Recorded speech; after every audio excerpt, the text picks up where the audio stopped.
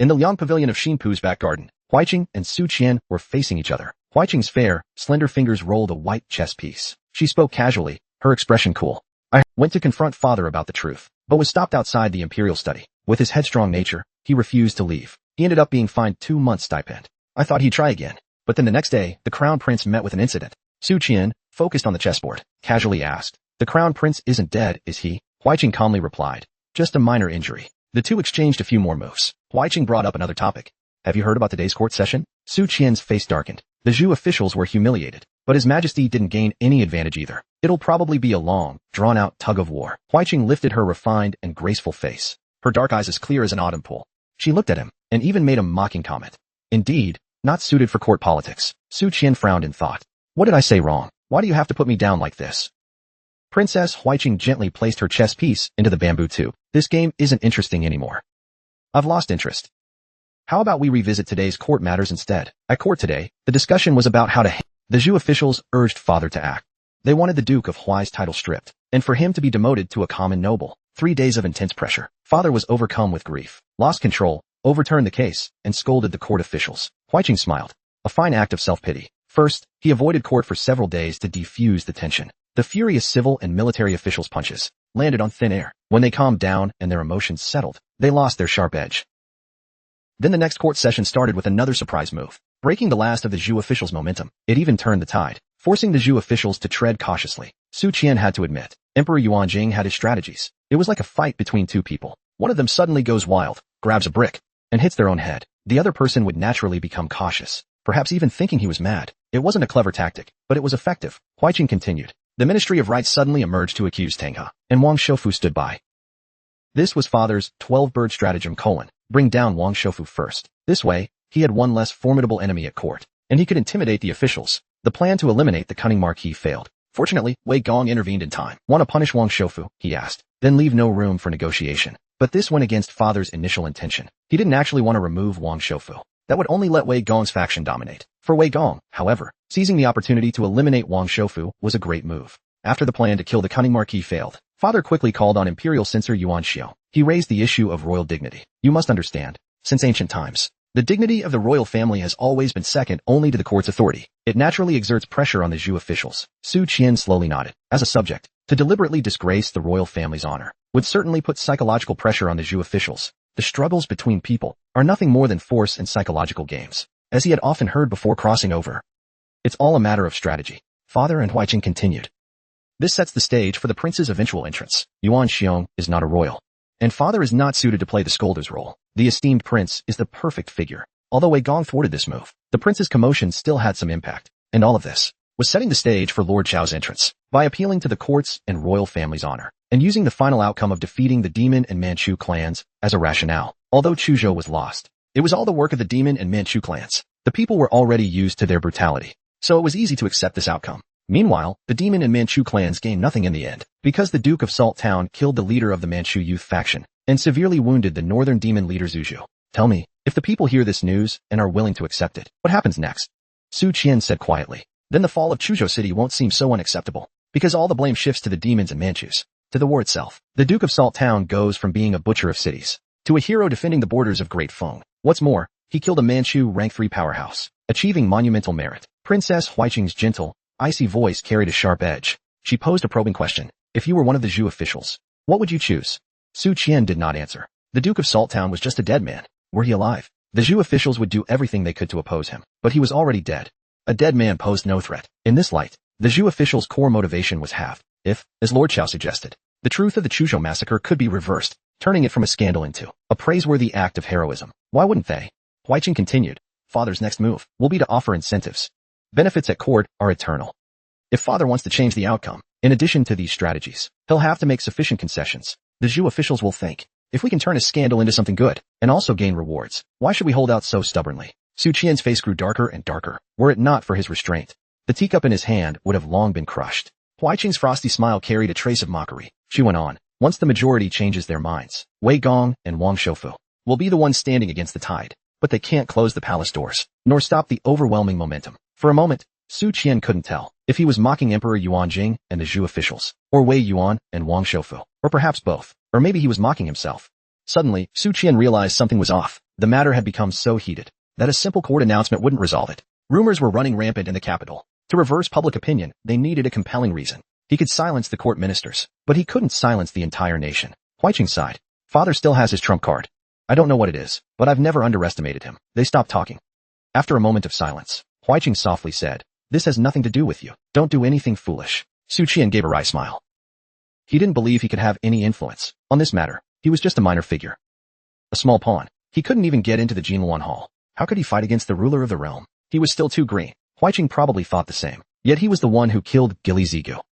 At the Night Watchman headquarters, Wei Yuan sat motionless for a moment, before being snapped out of his reverie by Li Yuan's arrival. Lord Wei, His Majesty has summoned Zhao Ning to the palace. Wei Yuan was silent for a few seconds before speaking gently. In the imperial garden of the palace, beneath a drooping wisteria pergola, sat two figures, one in yellow robes, one in green. Wei Yuan and Emperor Yuanjing were about the same age. One looked healthy and robust, with black hair. The other, prematurely gray, had eyes that reflected years of experience and hardship. Emperor Yuanjing looked at Wei Yuan and sighed. Since the Duke, this northern capital no longer has a pillar to rely on. The Manchus won't stir up trouble for a while, but if the northeastern godless cult were to bypass the capital, entering through Chuzhou, they would march straight for the imperial city and challenge the throne. As he spoke, Emperor Yuanjing placed a chess piece down. The crisp sound of the chess piece striking the board shifted the tide of the game. The white pieces formed a sharp sword, pressing straight toward a decisive move. Emperor Yuanjing smiled faintly and said, Minister Wei, your chess today seems a bit distracted. Wei Yuan picked up a black piece and replied evenly,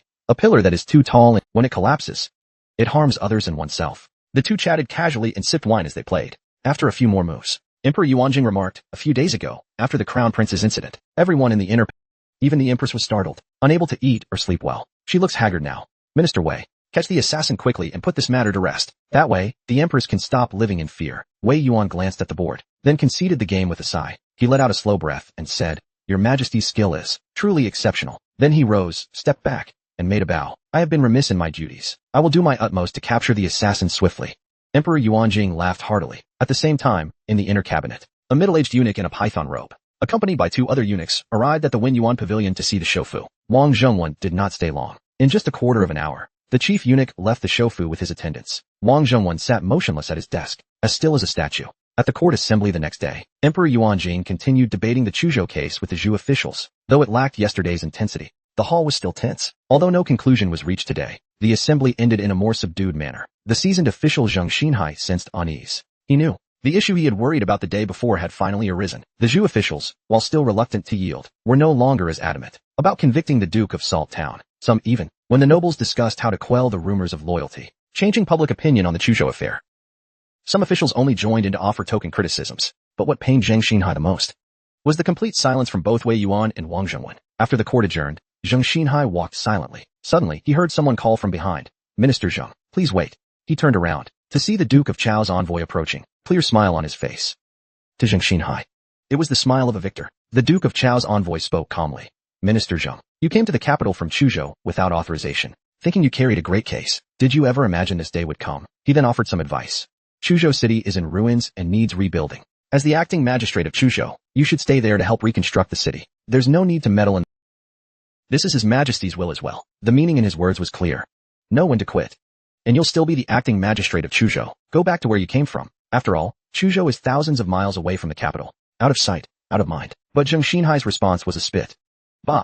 The Duke of Chao watched his retreating figure and sneered, unappreciative. At the Night Watchman's headquarters, Wei Yuan was the first person Jang Shenhai visited. After the court adjourned, Su Qian, who had been keeping an eye on the day's court proceedings, decided to go to the courier station to inquire about Jang Shenhai. Upon hearing he had visited Wei Yuan, Su immediately headed to the Night Watchman's tower. But the guard stopped him at the entrance. Lord Wei said, no visitors during his meditation. Besides, he's not planning to see you right now. Haven't you been turned away enough times already? The guards were familiar with Su Qian and spoke without much reserve. Su Qian, likewise, didn't hold back. He slapped them on the head repeatedly, scolding them as he did. Why don't you shut up for once? On the 7th floor of the Night Watchman's tower, dressed in a plain robe, his temples streaked with gray, Wei Yuan sat cross-legged at the table. Across from him, Jang Shenhai's hunched figure, also with graying hair, bore an expression of indelible grief. Wei Yuan's gentle voice noted, when you returned to the capital, at the end of the investigation, I met you once. Even then, though your hair was gray, your spirit was strong. But now, in his heart, Wei Yuan sighed.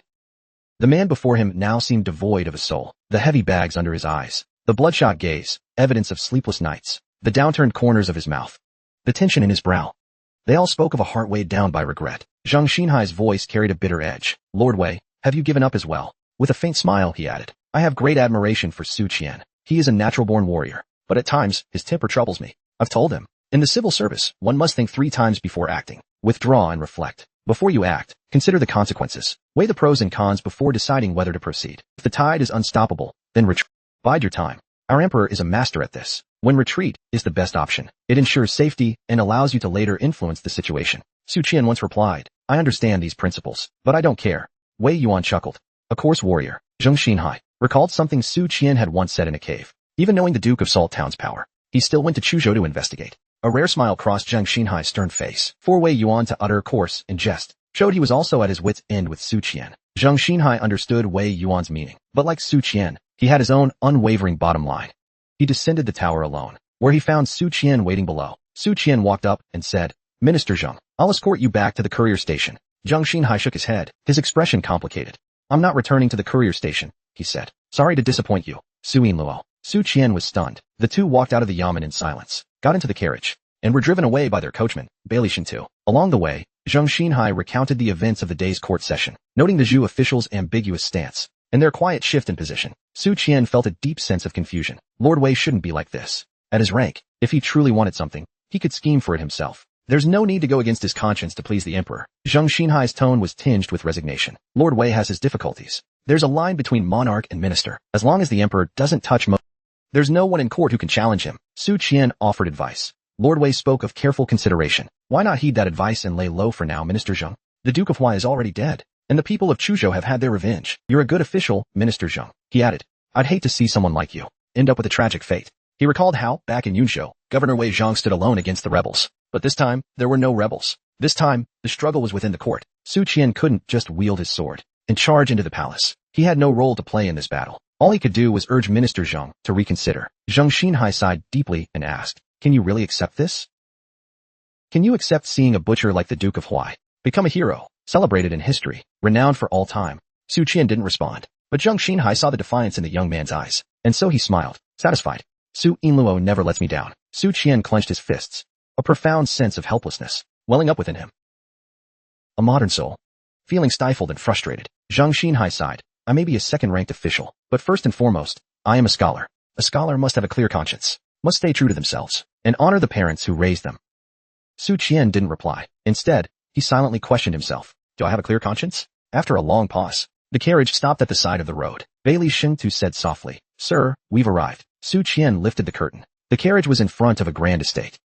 The sign above the gate read, Wei Yuan Pavilion. This was where the cabinet members worked. Jang Shenhai loudly announced, Jang Shenhai, Inspector of Chuzhou, seeks an audience with the minister. Su Qian immediately understood what Jang Shenhai intended. He was here to lobby, to persuade the Zhou faction, to bring them back into his camp. A clerk opened the gate of Wei Yuan Pavilion and said, the minister has instructed that Inspector Zhang of Chuzhou is not to seek him out during office hours or off hours, to avoid accusations of partisanship. Jang Shenhai's face fell with disappointment, and he let out a long, sorrowful sigh. Hunched over, he walked away. The rest of the day, Su Qian watched him, running around trying to lobby others, only to face rejection at every turn. By dusk, he returned to the courier station dejected. At the Su residence, Su Xian, having left his post, cheerfully handed his official hat to the old steward, then wandered around the courtyard. When he couldn't find his elder brother, he was about to ask, when a voice called from the rooftop. Your brother is here. It was the melodious voice of a young woman. It turned out to be Li Miaojin of the Tianzong sect. When Su Xian climbed up to the roof with a ladder, he found his brother lying on the ridgepole, hands behind his head, legs crossed. Su Qian said gruffly, Why did you come up here? One mortal woman just left. Now you're here to bother me. Su Erlang glanced at Li Miaojin's retreating figure, slightly puzzled. Li Daoist seems a bit upset, he said. Su Qian replied lightly, Of course she's upset. If she had the strength, she'd storm into the Duke's mansion by dawn and kill everyone. Why wait until dawn? Su Xian asked. Su Qian, still speaking casually, explained. He thinks the court is full of beasts, and they all deserve to die. So she wants to wait until the morning audience and kill them all at once. Hearing this, Su Erlang shrank his head and murmured, Good thing I'm just a scholar. Su Qian couldn't help but laugh, reaching out to pat his younger brother's shoulder. After laughing, he sighed and said, The Tianzong sect trains in the Taishang way. Maybe one day she'll have that kind of strength. But by then, she'll no longer be the flying swallow heroine we know. That's life. Most things don't go the way we want. Su Erlang thought. Big brother seems more calm than before. Su Qian muttered, It's not calmness. I'm just tired. Disappointed. Is it really that hard to admit you're wrong and apologize? Su Erlang didn't answer, but he sighed as he looked up at the starry night sky. After a long pause, he turned to his brother and said, "I've thought it through, brother. I came up here to talk about the Northern Generals Massacre. The court hasn't decided yet, but the matter has caused such a stir in the capital. It's practically settled. Reversing the situation won't be easy, even if the court tries to cast the Northern General as a hero. This will leave hidden dangers. Whenever people talk about it, they'll never forget the shocking event of the Northern Generals Massacre. That's the key to future reversals." Su Qian suddenly thought of many historical cases from his previous life, innocent loyalists and generals who were eventually vindicated long after their deaths, and once glorified traitors eventually met the end they deserved. The most famous example is Qin Hui, whose infamous statue, along with his wife's, still stands in a famous scenic spot, spit upon by later generations. Wei Gong urging Jang Shenhai to reconsider may have been inspired by a similar notion. Zhang, overwhelmed by anger and hatred, was prone to extreme emotions, and may not have understood Wei Gong's intent. "No, I need to A gentleman's revenge can wait 10 years. If the situation is against you, then bear it patiently." Su Qian sat up in satisfaction, throwing his arm around Su Erlang's shoulders. "Our family's Erlang really has the makings of a prime minister. Smart and courteous," he said. Su Erlang pushed him off disdainfully. Inside the lavishly decorated imperial palace, Yuan Jingdi was studying Taoist texts in his pavilion. He asked casually, "What's been happening in the cabinet lately?" The elderly eunuch replied in a low voice, "The prime minister, surprisingly, has not had any disputes." Yuan Jingdi nodded in satisfaction.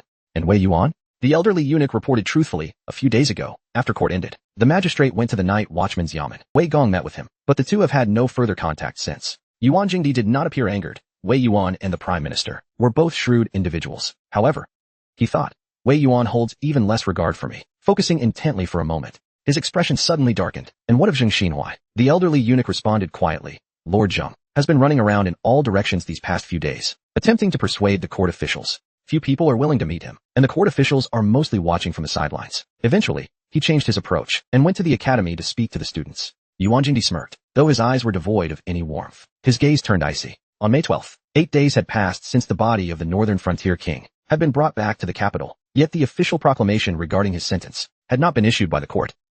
The citizens of the capital weren't in a hurry, living under the emperor's direct rule. They had seen cases drag on for years. Some even recalled a case that remained unresolved for several years. Others remembered hearing about a tax relief proclamation that was supposed to circulate years ago and still hadn't been officially announced.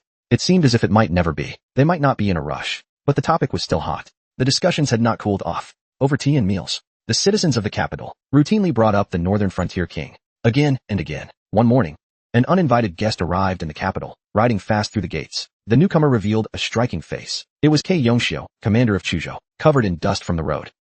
He entered the city. Riding straight in, he whipped his horse and shouted, "I am Kei Yongxiu, commander of Chuzhou. I have come to expose the Chuzhou magistrate, Jang Shenhai, for colluding with the Yao and Man tribes, causing the death of the northern frontier king and the slaughter of 380,000 Chuzhou citizens. Afterward, Jang Shenhai deceived the delegation, hunting me down, in order to cover up the collusion with the Yao and Man tribes. He falsely accused the northern frontier king of the massacre. His crimes are unspeakable." People in the city stopped and stared, whispering amongst themselves, "Isn't he that guardian duke from Chuzhou? The same one who became notorious in the northern frontier king's case?" "Wait, don't rush to conclusions. Let's hear what he's saying." A magistrate colluding with the Yao and Man tribes, causing the northern frontier king's death, and deceiving the delegation? What on earth is going on?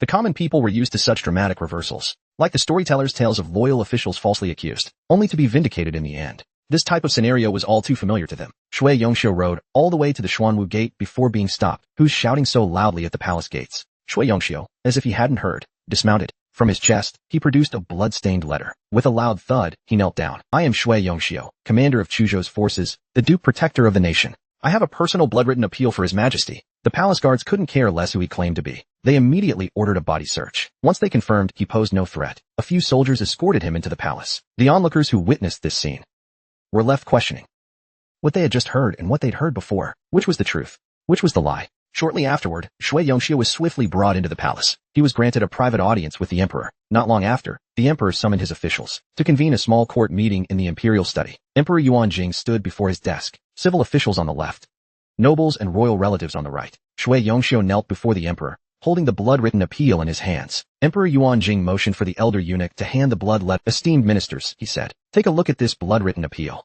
The elder eunuch respectfully received the letter and first passed it to the royal relatives. Only after that did it reach the civil officials. Duke Chao stepped forward quickly, speaking passionately. "Your Majesty, Jang Shenhai colluded with the Yao barbarians. He caused the death of the Duke of the North. This crime is beyond forgiveness. He must be punished," he continued. "Not just him, His entire clan must be eradicated. A royal prince stepped forward, frowning. Duke Chao, your words are too rash. If Jang Shenhai truly conspired with the Yao barbarians, he asked, then why would he sacrifice his own family? A duke retorted.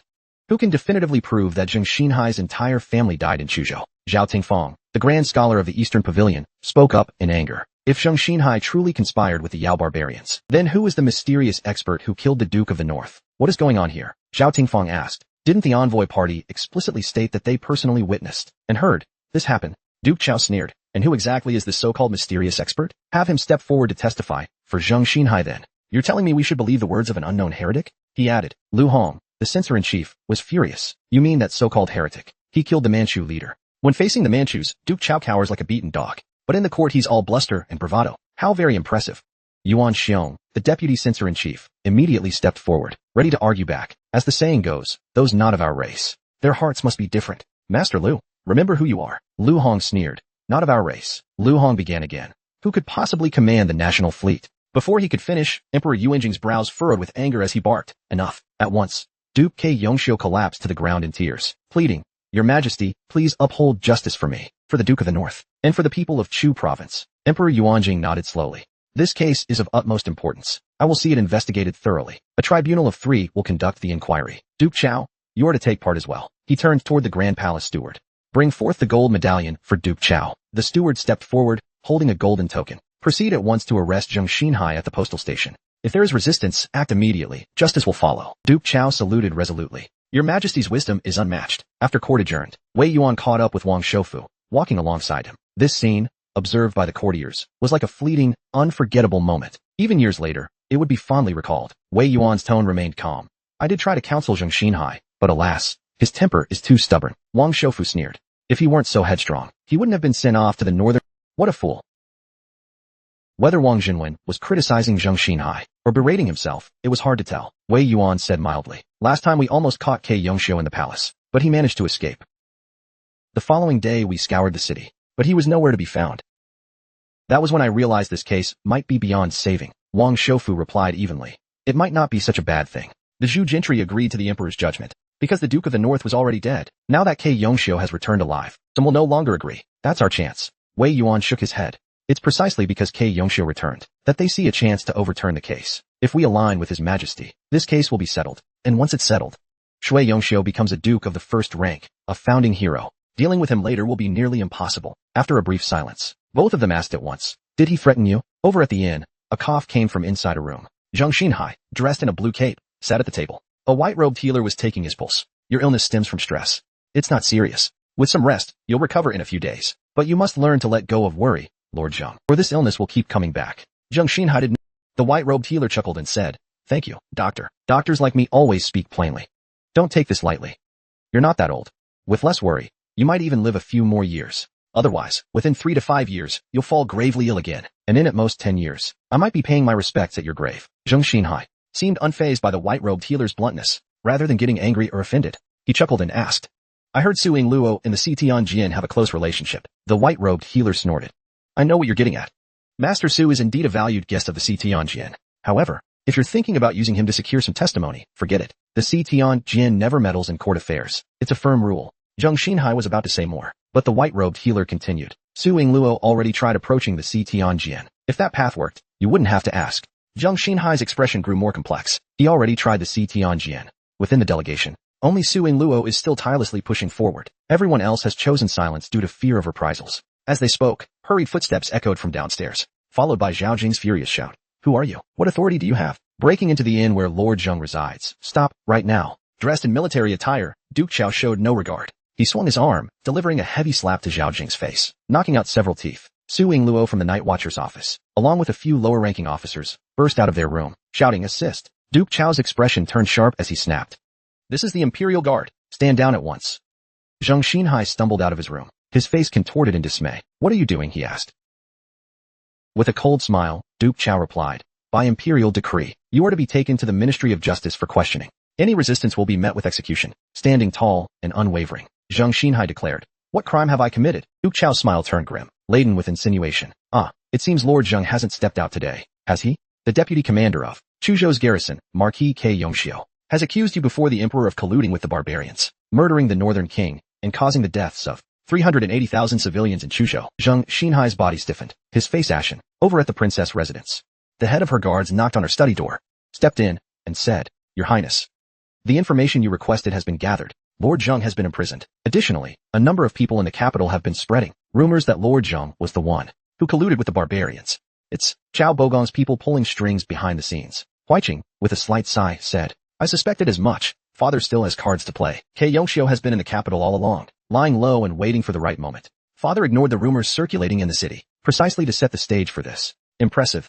She waved a hand, dismissing her guard. The captain of the guard saluted and left. After a while, Huiqing, feeling restless in her study, unconsciously made her way into the garden. Wearing an elegant, simple dress, Huiqing stood quietly, gazing at the spring scenery in the garden. A soft sigh echoed through the air. At the eastern palace, Linen, like a dazzling flame, rushed out with her dress billowing behind her. The prince's expression softened when he saw Bao Mimi. "What's the urgency?" Linen frowned, her delicate brows knit tightly. Her charming peach blossom eyes shone with worry. "Crown Prince brother," she cried out repeatedly. "I heard that Zheng Buzheng was arrested by order of the emperor." The prince paused in silence, then nodded and said, "I know, Linen. The emperor wants to frame Lord Zheng, right?" The prince glanced at the eunuchs and maids nearby. Startled, they immediately lowered their heads and quietly retreated from the garden. Once only the siblings remained. The prince nodded at Linen and confirmed her suspicion. Linen's bright, lively peach blossom eyes dimmed. In a low voice, she said, "King Huai massacred the city, killing 300,000 innocent civilians. Why does the and even go so far as to frame Lord Zheng?" The prince initially wanted to reply, "This is about the royal family's reputation. There's no room for compromise." But seeing his sister so disheartened, he sighed. "You're just a girl. You shouldn't concern yourself with this. Wouldn't it be better to focus on your studies? You shouldn't have returned to the palace. The emperor likes you because you never meddle in court affairs. Why have you changed now?" Linen whispered timidly, Because Su Qian is climbing higher and higher." The prince's expression shifted, his face showing annoyance. "Did he persuade you to return to the palace?" he asked sternly. Linen quickly denied it. No, I don't dare see him. I wouldn't even face him. King Huai is his uncle," she added. "And yet he committed such atrocities in Chuzhou. Being part of the royal family, how can he entirely disassociate himself? The guilt over 300,000 unjust deaths. It makes me ashamed to face Su Qian."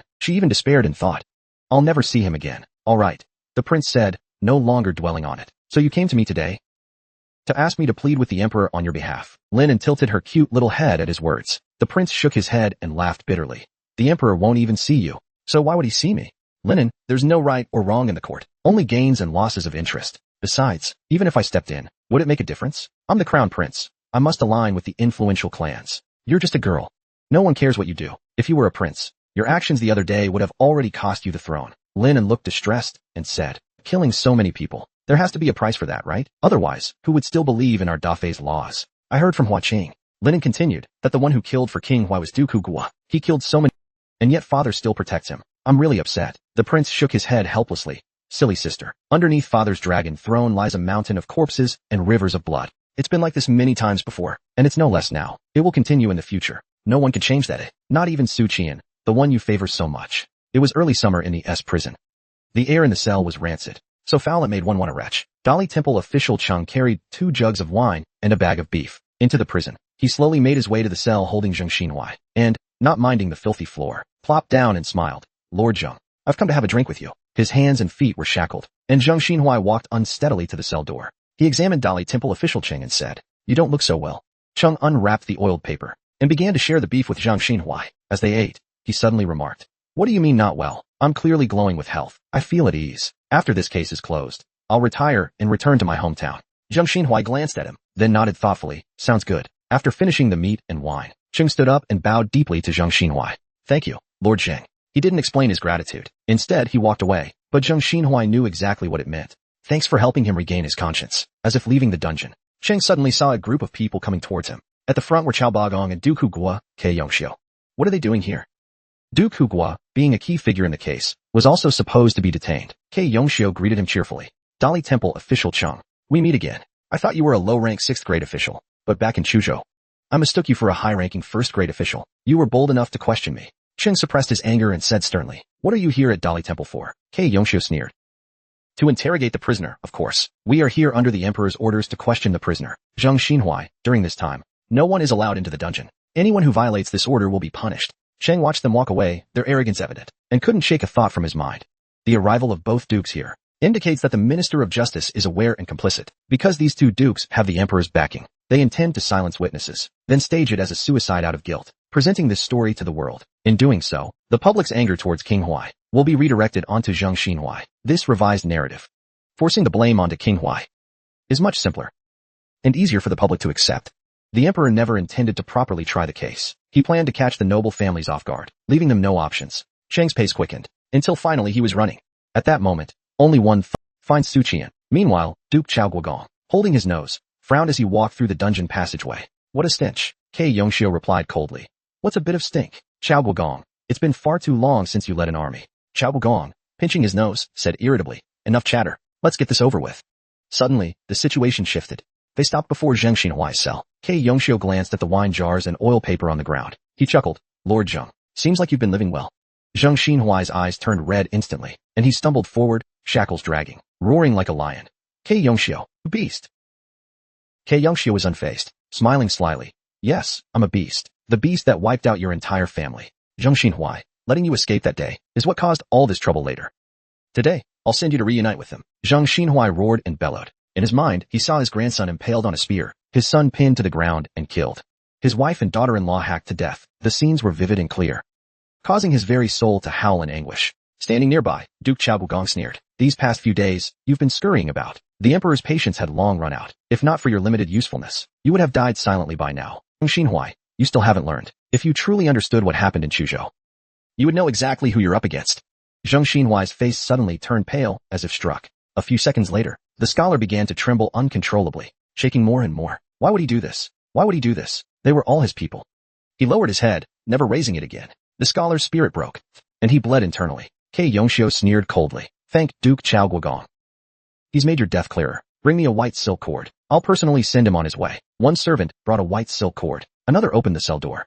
Kei Yongxiu stepped in briskly. With a flick of his wrist, the white silk cord looped around Jang Shenhuai's neck and tightened violently. Zheng's accusations of corruption and slaughter in Chuzhou, along with his collaboration with other parties, had resulted in 380,000 innocent deaths, exposed by Duke Hugua. Kei Yongxiu. Zheng was declared to have hanged himself in his cell. Is this outcome to Lord Zheng's satisfaction? Jang Shenhai could no longer speak. His struggling slowed. Life drained rapidly from him.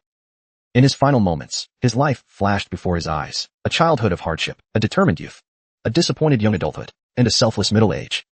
At the end, it was as though he returned to his village, running along the muddy path, heading home. He had walked this road countless times, but today he felt an inexplicable urgency. Bang, bang, bang. He knocked anxiously on the courtyard door. The door slowly opened. Inside stood a simple, weathered woman. Her smile remained gentle. He finally felt a sense of relief. It was as if he had found a harbor in life, a place to shed all his fatigue. He smiled happily. With genuine joy, he called out, Mother, I'm home. It was unclear how much time passed before a loud crash shattered the silence of the dungeon. The iron door to the dungeon was violently kicked open. Su Qian stormed in, sword in hand. Dali Temple official Chen followed, panting heavily. At his age, despite taking good care of himself, the intense running still left his lungs burning. Chen chased after Su Qian into the corridor, and saw him suddenly stop at one cell's door, standing there like a statue. Cheng felt a pang in his heart, somehow summoning the strength. He stumbled forward. When he looked up, his eyes widened in shock, his face filled with terror. In the gloomy cell, a beam of sunlight pierced through a vent. The light caught the dust motes in the air, and hanging from the bars was a corpse. Cheng fell to the ground, tears streaming down his face. Su Qian stood still for a long time. Then, he decided not to let Lord Zheng remain like this. He entered the cell and brought him down. The body was still faintly warm, but he had been dead for a while. Su Qian wasn't particularly sad. He simply felt that this was a release for him.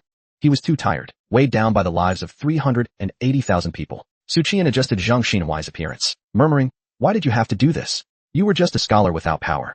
You couldn't change anything. Those 380,000 souls didn't ask you for revenge. You tried so hard every day, but they always ignored you. I once wanted to tell you. Human grief is not the same. To them, you were just a nuisance. Oh, Lord Zheng, the officials in the capital have not lived through the massacre of Chuzhou as we have. They cannot comprehend it as you do. Seeing famine and disaster year after year, witnessing countless people starve and freeze to death, what one sees with one's own eyes is not the same as what one reads in reports. After surviving the Chuzhou massacre with great difficulty, you rushed to the capital, hoping the court would give justice to the 380,000 victims. Justice to you. But instead, it cost you your life. The saying scholars are the most useless has never felt more true. Su Qian tried to close his eyes, but could not. Those lifeless, bulging eyes still stared at the murky world.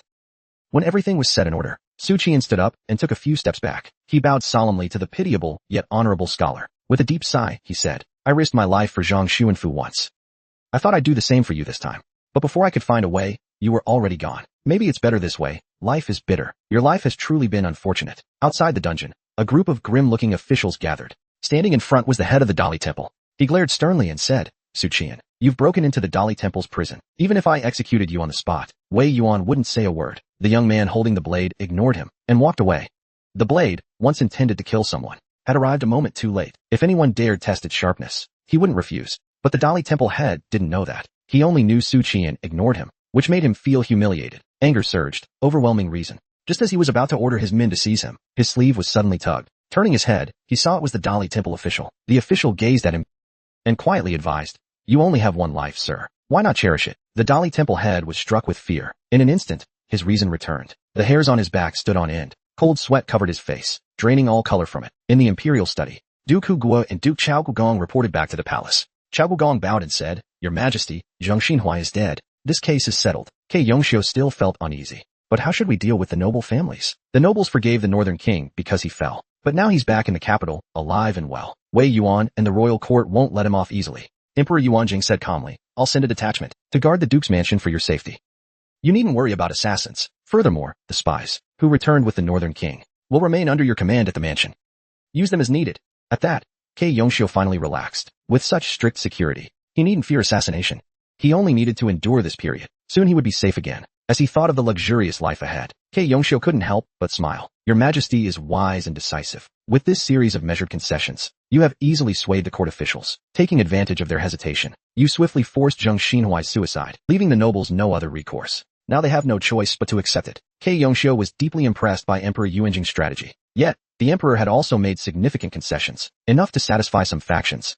Otherwise, even the emperor couldn't carry this alone. Chao Guogong sighed. Although Zheng Guojian was brought back to the capital by the envoy, that mysterious master's whereabouts remained unknown. If we could find him and mobilize troops to defeat him, Benjing King Huai, this matter would be settled. At this, Emperor Yuanjing's face darkened slightly. After a pause, he said slowly, Hold court tomorrow. We will officially conclude the Chuzhou case.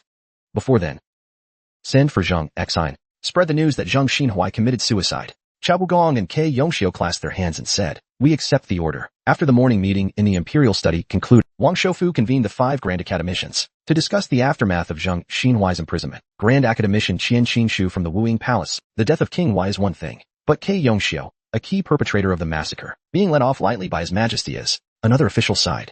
Let's focus on clearing Lord Zheng's name. A good minister like him shouldn't bear an unjust charge. Grand Academician Jian Jidian, growing impatient, said, That's just Zhang Shenhuai's character. He's fine as a regional official, but he's of no use in court.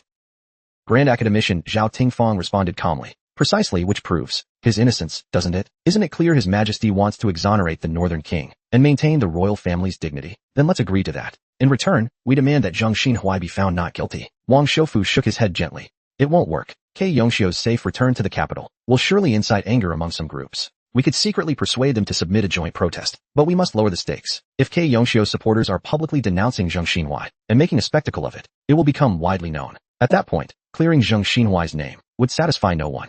The emperor would never agree. The Grand Academicians exchanged uneasy glances. Indeed, the situation had grown so tense that exonerating Zhang Shenhuai was no longer feasible. Not only would the emperor oppose it, but even the people would find it absurd. Who is right and who is wrong? If mishandled, the court would become a laughingstock. Wang Shoufu sighed.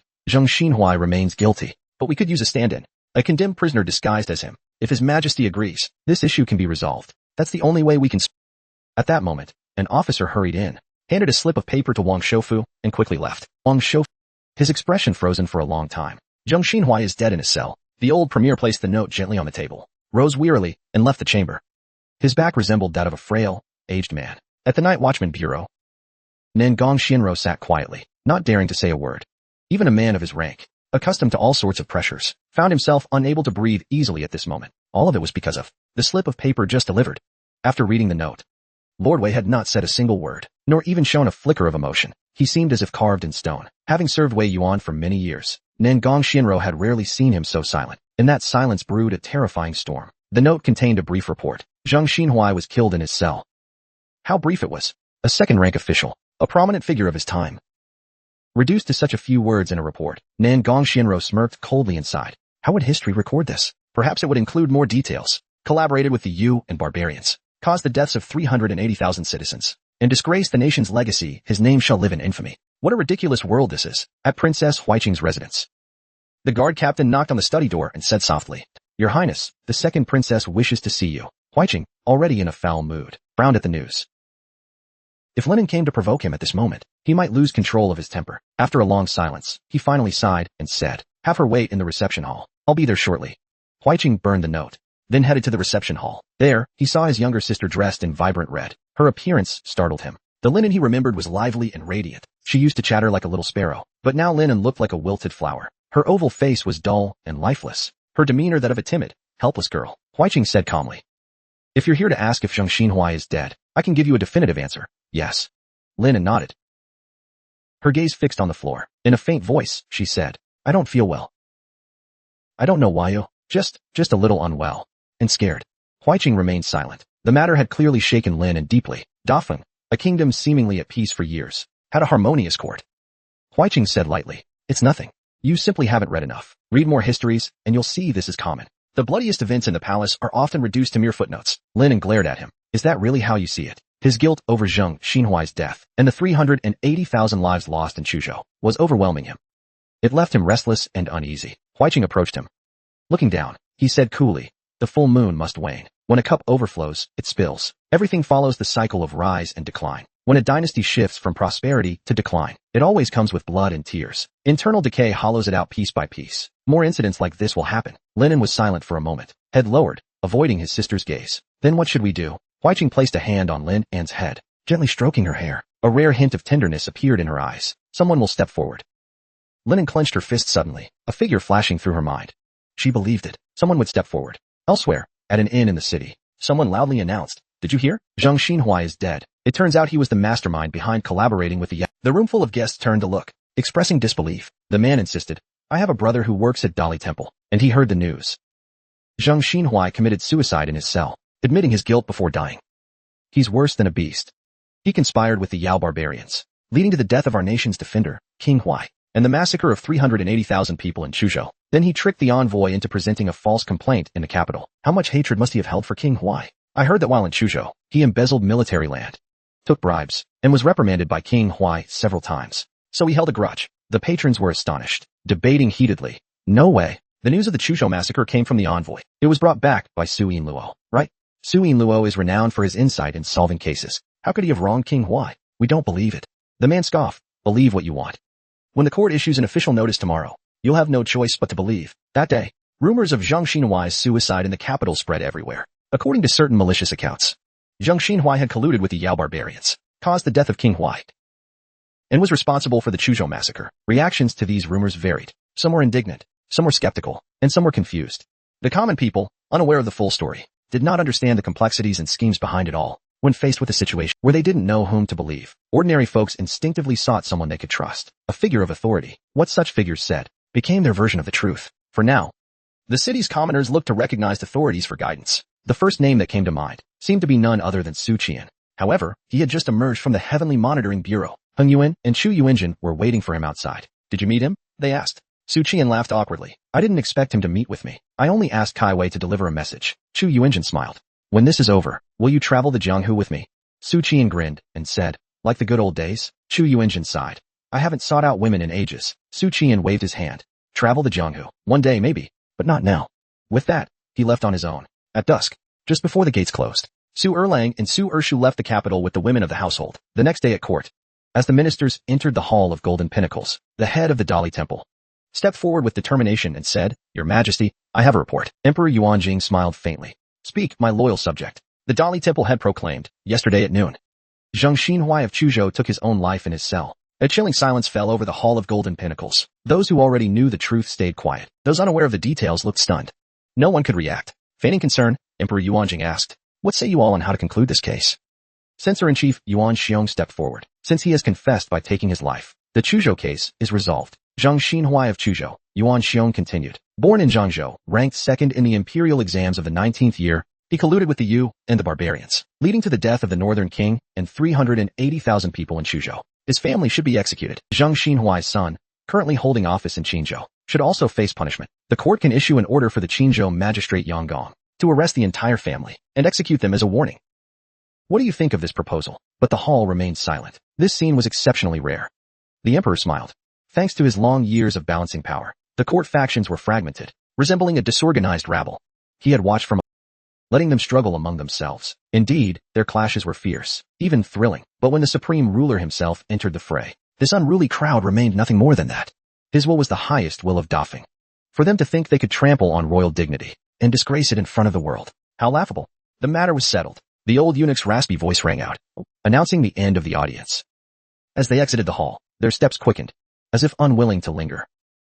Kei Yongxiu, in high spirits, chatted with Duke Chao. Let's visit Zhaofengxi tonight, he suggested. After so many years in the capital, I've nearly forgotten how lively the girls there are. Duke Chao frowned. Someone of his stature didn't need to frequent brothels. With beautiful women aplenty in his household, he hardly had the time to enjoy them all. Still, seeing Kei Yongxiu's enthusiasm, Duke Chao nodded. Sure, but then, he reconsidered. Actually, you shouldn't leave your residence for the next few days. Stay at home. If you want company, have the girls from Zhaofengxi brought to your place. Kei Yongxiu thought it over and agreed. I'll host a banquet at my residence instead. Duke Chao, you must honor me with your presence. Duke Chao smiled and said, of course. Suddenly, they noticed the civil officials ahead had stopped. A commotion stirred. Not far from the crowd of officials stood a white-robed young man. The Minister of Justice instinctively exclaimed, Su Qian, what are you doing blocking the gates again? What do you want this time? Su Qian surveyed the officials. His gaze calm, he asked, where are Kei Yongxiu and Duke Chao? Step forward, both of you. Kei Yongxiu sneered.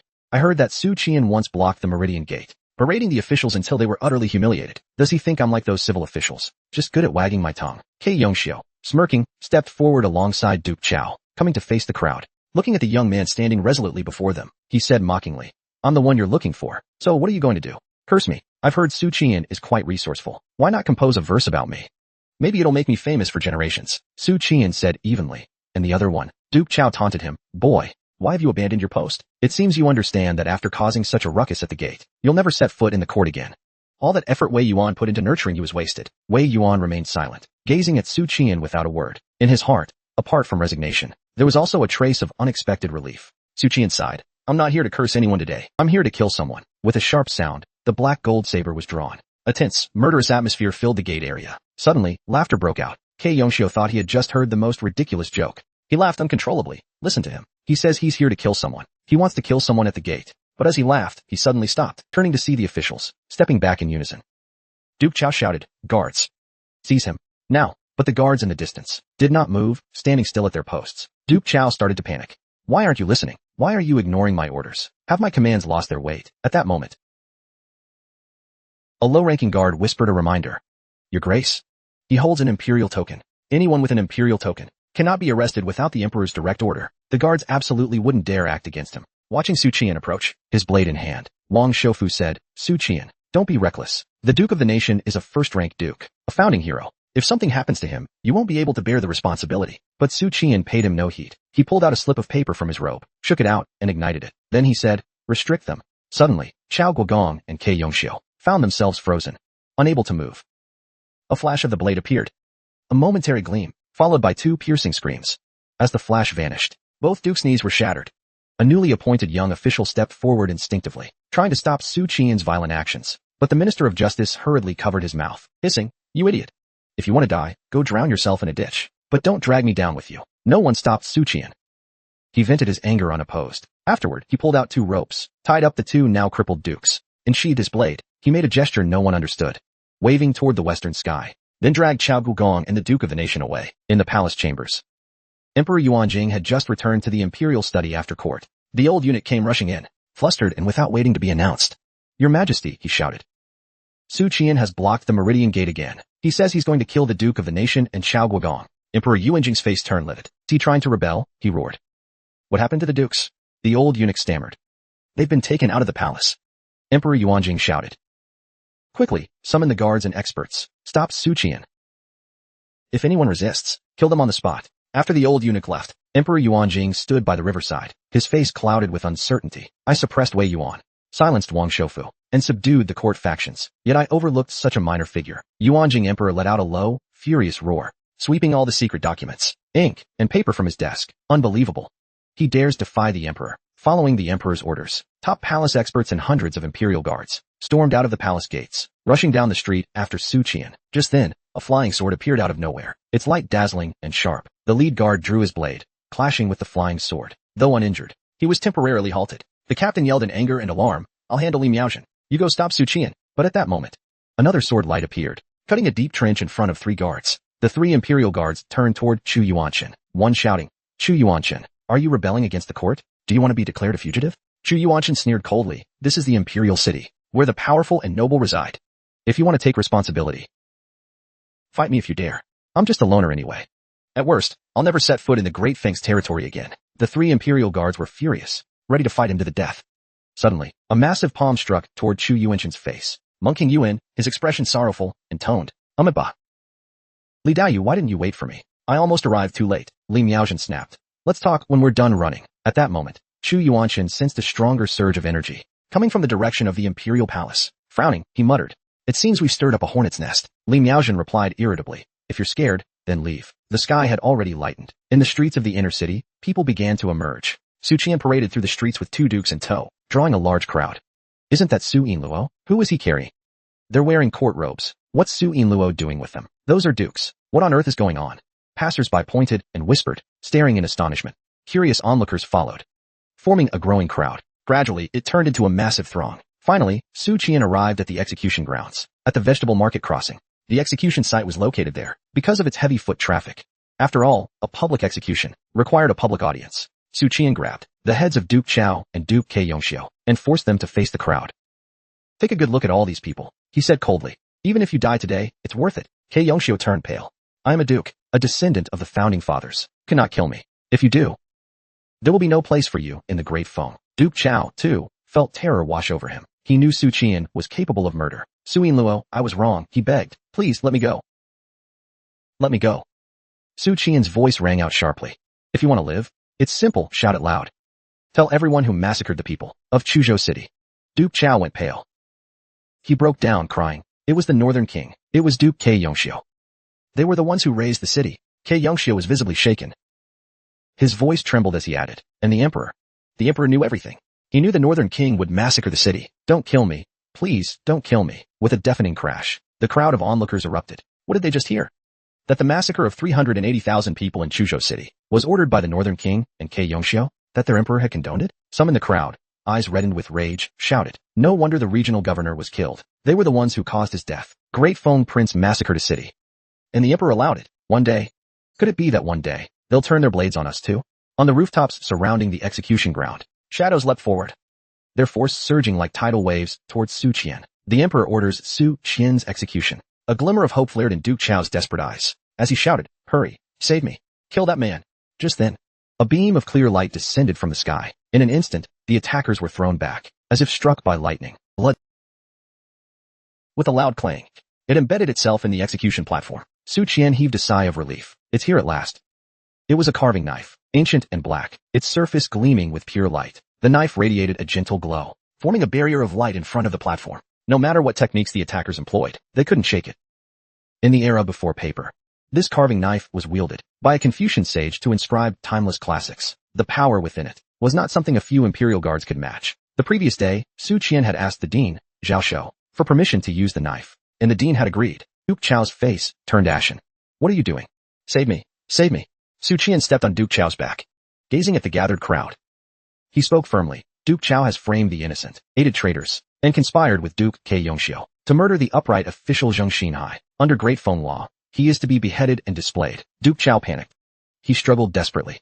But Su Qian's black gold blade was already raised high, then brought down forcefully. Blood sprayed forth, leaving a stark, crimson mark on the platform and in the eyes of the crowd. The head rolled from the stage. Duke Chao's life ended then and there. A desperate roar erupted from Ke Yongxiu's throat. Duke Chao's death had deeply shaken him. Duke Chao was right. This man was a lunatic, a madman. Su Qian. Master Su, Sir Su, I was wrong. I should never have been swayed by the Northern King. Please, give me one more chance. Don't kill me. Su Qian delivered a hard kick. Afraid of death, are you? He sneered. What about the children you impaled on spears? The villagers you ordered to be shot, and the upright official you strangled in prison? Did you ever consider that they didn't want to die? Su Qian's blade rose once more. Commander of Chu State, Duke Ke Yongxiu, you conspired with the North King and shamans, massacred Chu City, and committed countless atrocities. Afterward, You plotted with the emperor to frame Jang Shenhai, strangling him in his cell. Today, your rebellion ends here. Yongxiu, terrified, begged repeatedly. Master Su, spare me.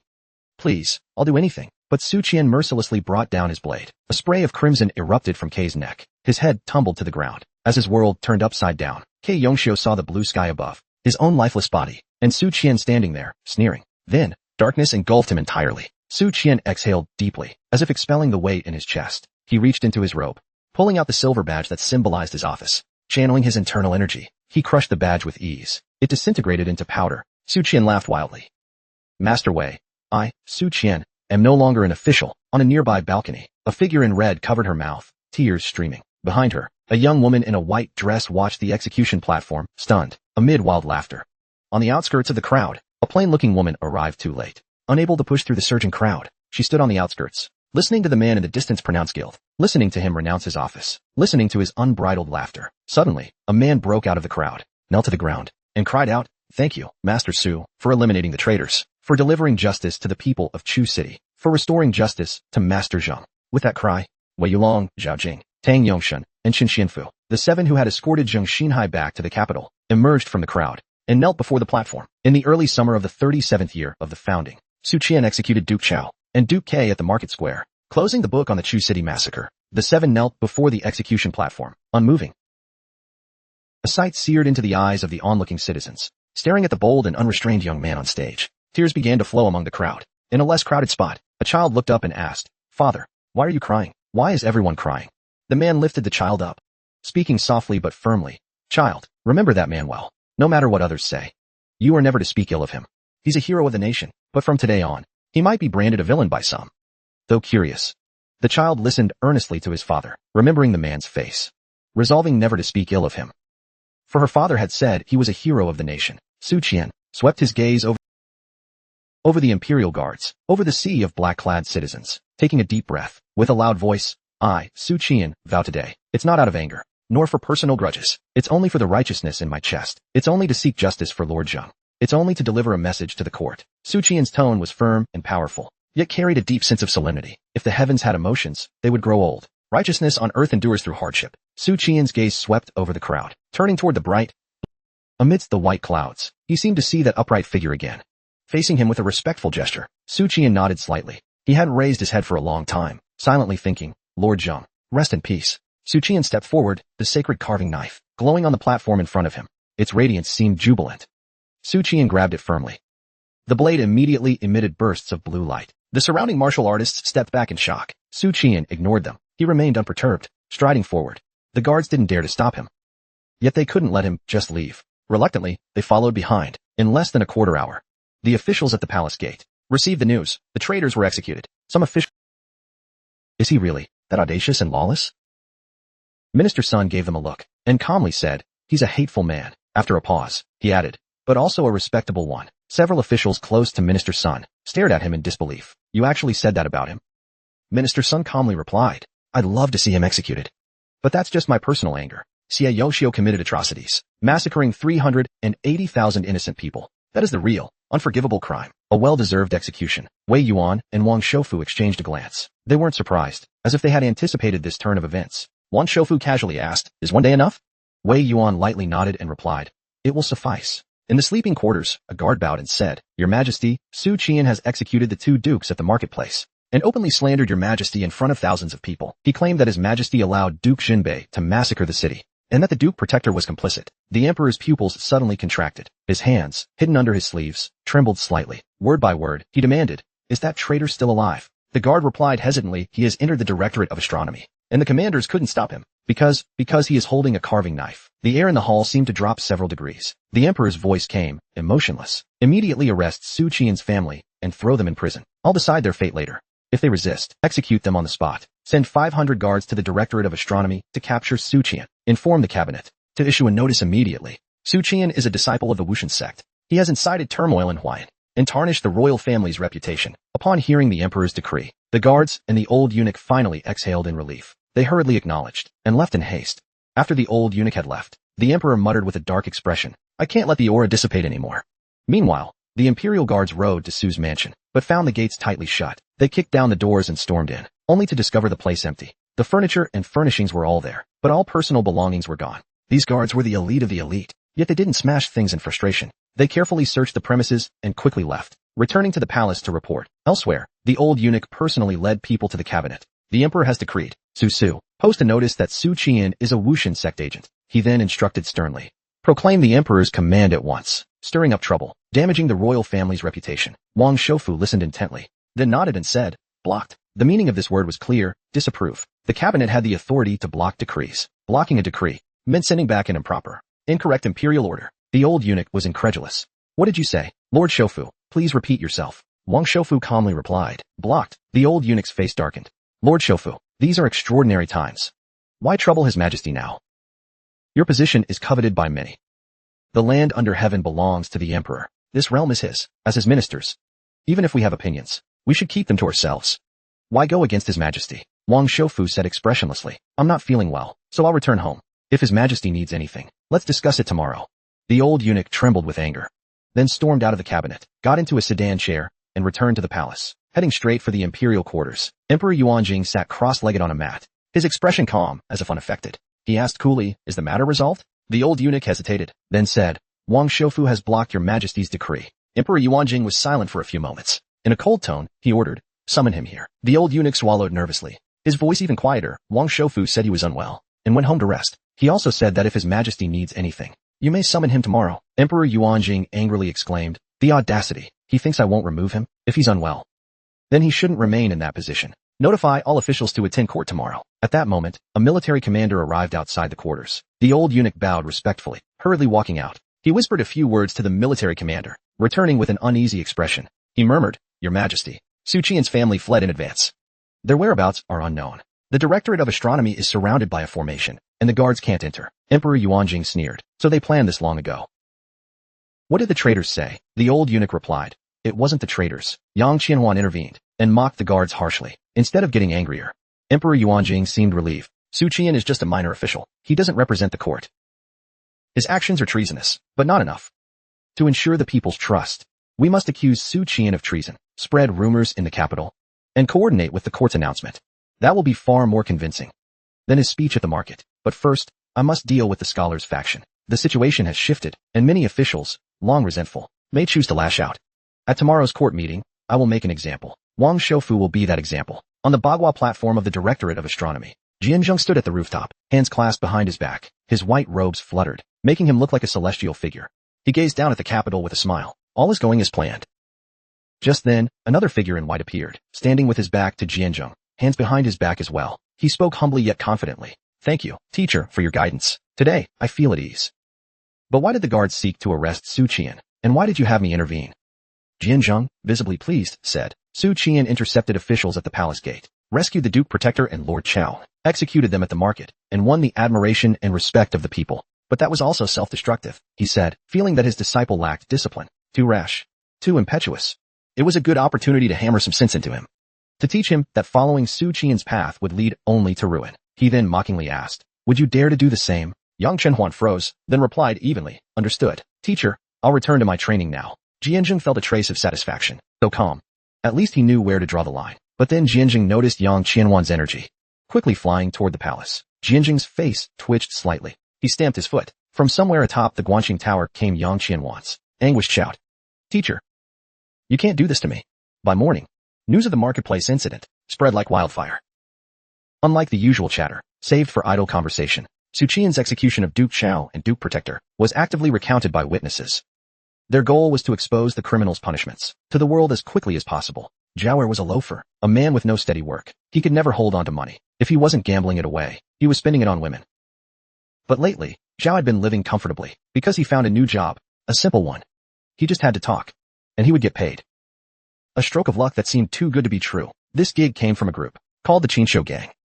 Their requirements were simple: spread rumors about the Yunzhou governor, Jang Shenhai, collaborating with the Yo tribes. Today, the Qinshou Gang issued a new order. Similar rumors, but now targeting Su Qian.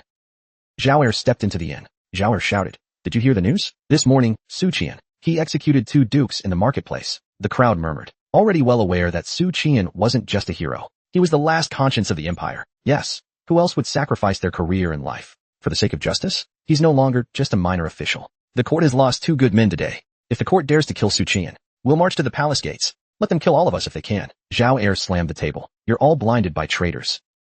The truth isn't what you think it is. I have a relative who works in the court, and they told me a huge secret. The crowd instinctively leaned in and asked, what secret? Zhao Er acted as if he were revealing a major revelation. In a loud voice, he declared that Su Qian is actually a spy for the Northeast Wushan sect. He's been lurking in the empire to gain fame. And now he's taken advantage of the situation. He used the Yunzhou governor's collusion with the Yao tribes, framed Duke Xinbei. With his reputation, he killed the dukes to discredit the court. You've all been deceived. You can't believe his words. Think about it. Why would Duke Xinbei massacre a city? How could His Majesty have allowed it? Use your heads. His claim sparked fierce rebuttals from the diners. Nonsense. How could Su Qian be a spy for the Wushan sect? What proof do you have to slander him? You're asking for trouble. Zhao Er showed no fear. With a sneer, he retorted, in our great empire, is Su Qian really the only man of integrity? Why hasn't anyone in the court stepped forward to speak on Jang Shenhai's behalf? The truth is simple. Anyone with a bit of sense can see through it. You're all just blinded by Su Qian's previous good reputation. He's nothing more than a hypocritical scoundrel. With a loud smash, a wine cup hit Zhao Er on the head. A plain-looking woman pointed at Zhao Er and scolded. That's the man. He was here yesterday, spreading rumors about Jang Shenhai's collusion. Today he's back to slander Su Qian. Zhao Er's face turned dark, and he snarled. Lies. You're just spewing nonsense. I'll beat you to death. His words had barely finished when the other patrons in the tavern stared at him for a moment. Finally, someone pointed and shouted, yes, it's him. He was here before, bad-mouthing Lord. He's the real scoundrel. Let's get him. At that, the angry patrons rolled up their sleeves, surrounding Zhao Er and pummeling him. Meanwhile, at the palace, the old eunuch hurried into the royal quarters. Your Majesty, word from outside. The rumors aren't spreading. Emperor Yuanjing opened his eyes and stared coldly at him. They're not spreading? The old eunuch replied quietly. Most who speak ill of Su Qian end up beaten by the city folk. There have even been deaths. Emperor Yuanjing's expression darkened further. Since when did he garner such prestige? This ant. How dare he bite at me now? The next morning, the drums sounded at the Meridian Gate. Officials, civil and military, filed into the Golden Luan Hall. Clad in a Taoist robe, Emperor Yuanjing looked at Wang Shoufu with a faint sneer. I hear that you've been resting well lately. Wang Shoufu remained calm and silent, his expression serene. Seeing this, Emperor Yuanjing continued. Well then, you needn't attend court. Take a 3-month leave to recover. As for cabinet matters, they'll be handled by Grand Secretary Zhao Tingfang. A subtle shift in the expressions of some officials, starting off with such weighty words. Was this an attempt to replace the chief minister? First sidelining him, then replacing him? Wang Shoufu bowed lightly and said, Thank you, Your Majesty. Emperor Yuanjing snorted coldly and turned away. Backing down now is too late. He then scanned the assembled ministers and spoke each word with heavy anger. This court has produced traitorous scum who killed the dukes, slandered the royal family, and smeared the imperial court. Such heinous acts warrant annihilation of their entire clans. Emperor Yuanjing turned to Wei Yuan and said, You, my loyal servant, Su Qian is one of your men. This matter is your responsibility. I give you 3 days. Arrest him and his family, and bring them before me. Wei Yuan bowed deeply. As you command. Emperor Yuanjing's eyes flashed with sarcasm. Your reputation isn't as unyielding as the common folk think. He then asked, What other suggestions do you have? Regarding the punishment of the traitor Su Qian, Zhang Shenhai stepped forward and said, Your Majesty, I have a matter to report. Emperor Yuanjing looked at him and gestured for him to proceed. Zhang spoke loudly. Duke Xinbei colluded with the Wushan sect to massacre 380,000 people in Yuzhou. Duke Protector Xie Yongxiu personally wielded the knife, and together with Duke Chao, they murdered the Yunzhou governor Jang Shenhai. Before he could finish, Emperor Yuanjing shouted, Nonsense! Nonsense! Zhang Shenhai, are you trying to overturn the case? Is that where Su Qian gets his audacity? From your collusion? Do you know the crime for defaming a prince and a duke? Zhang raised his head, meeting Emperor Yuanjing's gaze without flinching. I am not overturning the case, he said. Emperor Yuanjing glared at him. Then what are you doing? Zhang Shenhai stepped forward again, his imposing manner clashing with the emperor's authority. He declared loudly, Your Majesty, you are guilty. Your first crime is allowing Duke Xinbei to massacre a city. Your second crime is protecting Duke Xinbei and Duke Protector. I request Your Majesty to abdicate. The hall fell silent. The echoes of his words lingered. Emperor Yuanjing's mind reeled. What had he just heard? Abdicate. This mere censor dared to demand his abdication. The emperor was furious. The emperor's dignity was challenged by a mere ant. An insignificant censor dared to demand that he confess his own faults. Zhang Shenhai, I suspect you of colluding with Su Qian to murder the dukes, and of slandering the prince. Guards, seize him and throw him in the dungeon. But before his words could finish, he saw someone in green robes step forward. Emperor Yuanjing sneered coldly. No one shall plead for him, or they will share his punishment. Yet the man in green said, Your Majesty, please issue a confession. Emperor Yuanjing slammed his hand on the table and growled through clenched teeth. You've got some nerve. How dare you presume, just because I placed you in that position, that you can challenge me? Then Wang Shoufu stepped forward, bowing deeply. Your Majesty, please issue a confession. Emperor Yuanjing sharply detected the scent of conspiracy. So, Wang Shoufu, well done.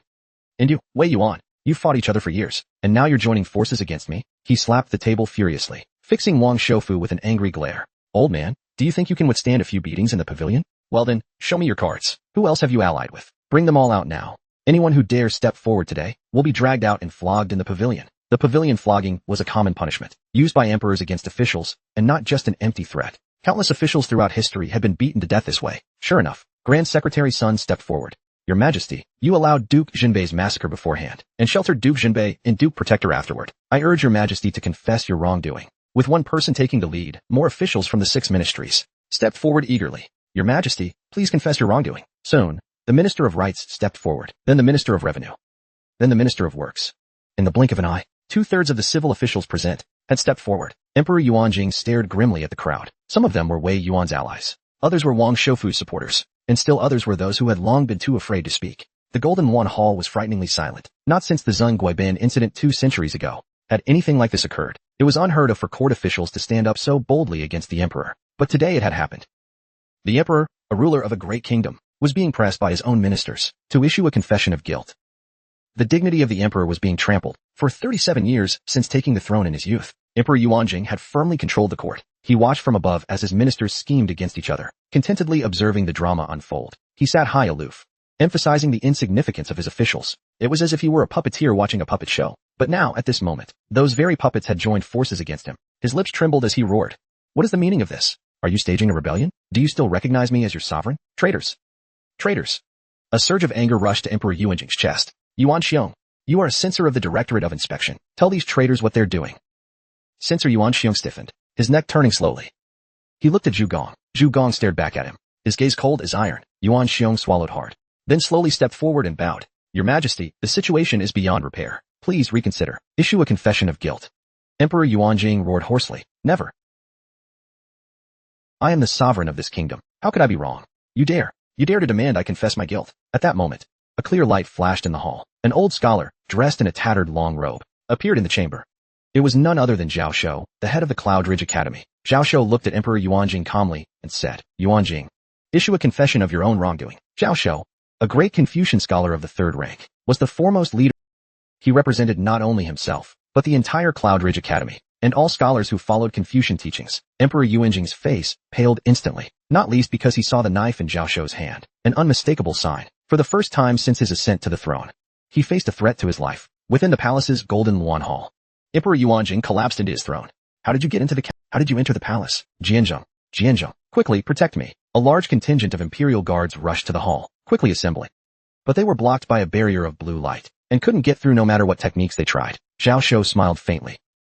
The Confucians won't act without reason. I represent the Confucian school and demand 2 promises. The first is to issue an immediate confession of wrongdoing. The second is that Su Qian, who sought justice for Zheng Darren, has committed no crime.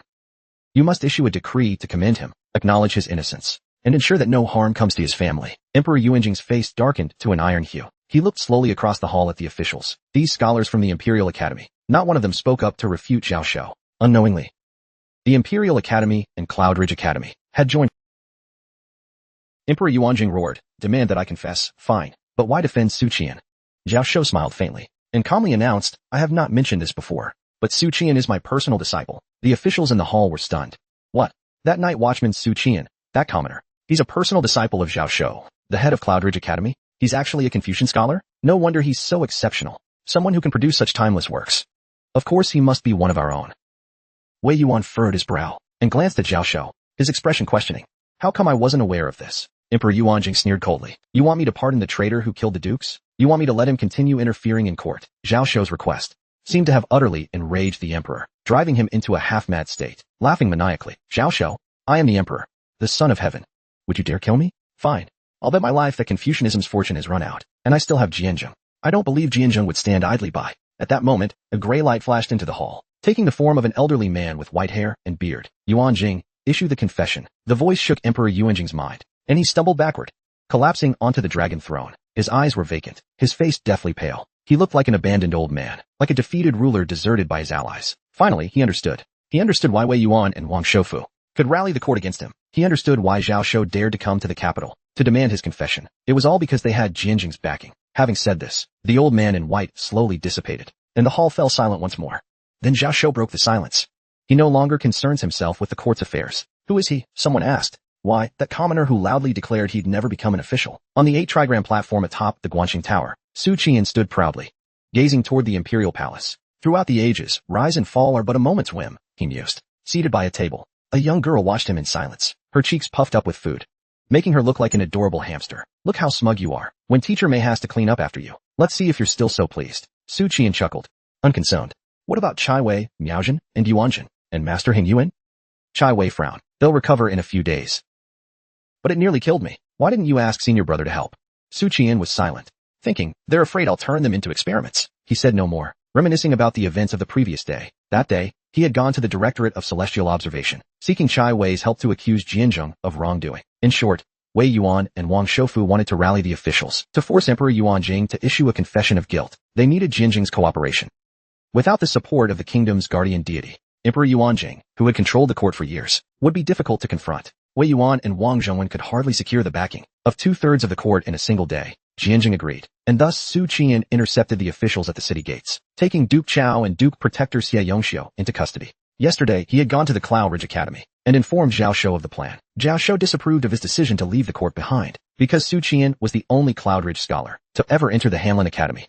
Thus Zhao Shou appeared at court, forcing Emperor Yuanjing's hand. Though he would no longer serve as an official, his connections remained intact. But without an official position, wielding court power would be harder. Cutting off his official path meant he couldn't rise further. In the future, when confronting the mastermind behind the scenes, he would need to rely on other forces. Su Qian thought about it for a while, and devised a new development plan. The members of the Heaven and Earth Society are one of my assets. Li Miaojin and Chu Yuanjin are both 4th rank, and Heng Yuan Master is a peak monk of the 6th rank, according to Chu Yuanjin. The Master's explosive power and endurance are excellent. Even if his combat strength is not as high as 4th rank, his strength also surpasses 5th rank. The combat prowess of Wu Fu Lina is hard to accurately assess, not quite as strong as Heng Yuan. But Taoist Master Jilian says, he's the only one in the group who can match my talent. Number 1's identity is still unknown for now. Let's leave number 9 aside for now. Taoist Master Jilian is one of the few senior figures I can rely on. Behind him are many Earth Sect Taoists who haven't turned to demonic practices. So, I need to help Taoist Master Jilian protect the 9-colored lotus. Besides Taoist Master Jilian, Wei Yuan is another senior figure I trust. Jianzheng, however, doesn't count. Jianzheng is too unpredictable. The goodwill he's shown so far might not be genuine. Until his true intentions are revealed, he can't be trusted. Even Master Shinshu is more trustworthy than Jianzheng, but he's currently asleep and won't be waking up anytime soon. Renzongdo Shou Luoyu Heng has some connections with Jinlian, but his relationship with me is shallow. I can't rely on him much. After the case of the Chuzhou massacre is settled, I'll keep a low profile and focus on advancing to 5th rank. This shouldn't be too hard. I've already reached the threshold of 5th rank, but 5th rank isn't enough. Once I reach 4th rank. In the meantime, I'll keep an eye on Erlang and Second Uncle's situation to gauge Emperor Yuanjing's attitude. If there are any signs of retaliation, I'll leave the capital immediately. Su Qian kept sighing. The best outcome is to leave the capital after I reach 4th rank. If I leave now, I'll have only Taoist Jinlian to rely on. The other powerful figures can't be counted on. At that moment, Jianzheng slowly said, His Majesty has agreed to issue a confession of guilt. Su Qian let out a long breath of relief. It's just a shame we couldn't force Emperor Yuanjing to abdicate. The old emperor has controlled the court for many years. His foundation is still strong, even though the officials are pressing him to confess now. If we really tried to force him to step down, majority wouldn't support it. The interests, the changes in the court, there's too much at stake. You can't be too greedy. I've already achieved what I wanted. Jianzheng looked down at the table, at the food his disciple had brought him, only to see that it had ended up in the disciple's stomach. Feeling somewhat melancholy, Jianzheng sighed. Kaiwei, I only went to the palace to watch a little of the festivities. Chu Kaiwei retorted. Were you watching for yourself? When Lin, Lina, and I eat, it's first come, first served. Even a 6-year-old understands that rule. Jianzheng didn't want to argue anymore. None of his disciples ever gave him any peace. A few more words, and he felt he might lose a few centuries off his life. Su Qian asked curiously, why haven't I seen senior brother Yang? Chu Kaiwei replied. Teacher sealed him underground, keeping him company with sister Zhongli. Su Qian mused. Did the Green King get into trouble and anger Jianzheng again?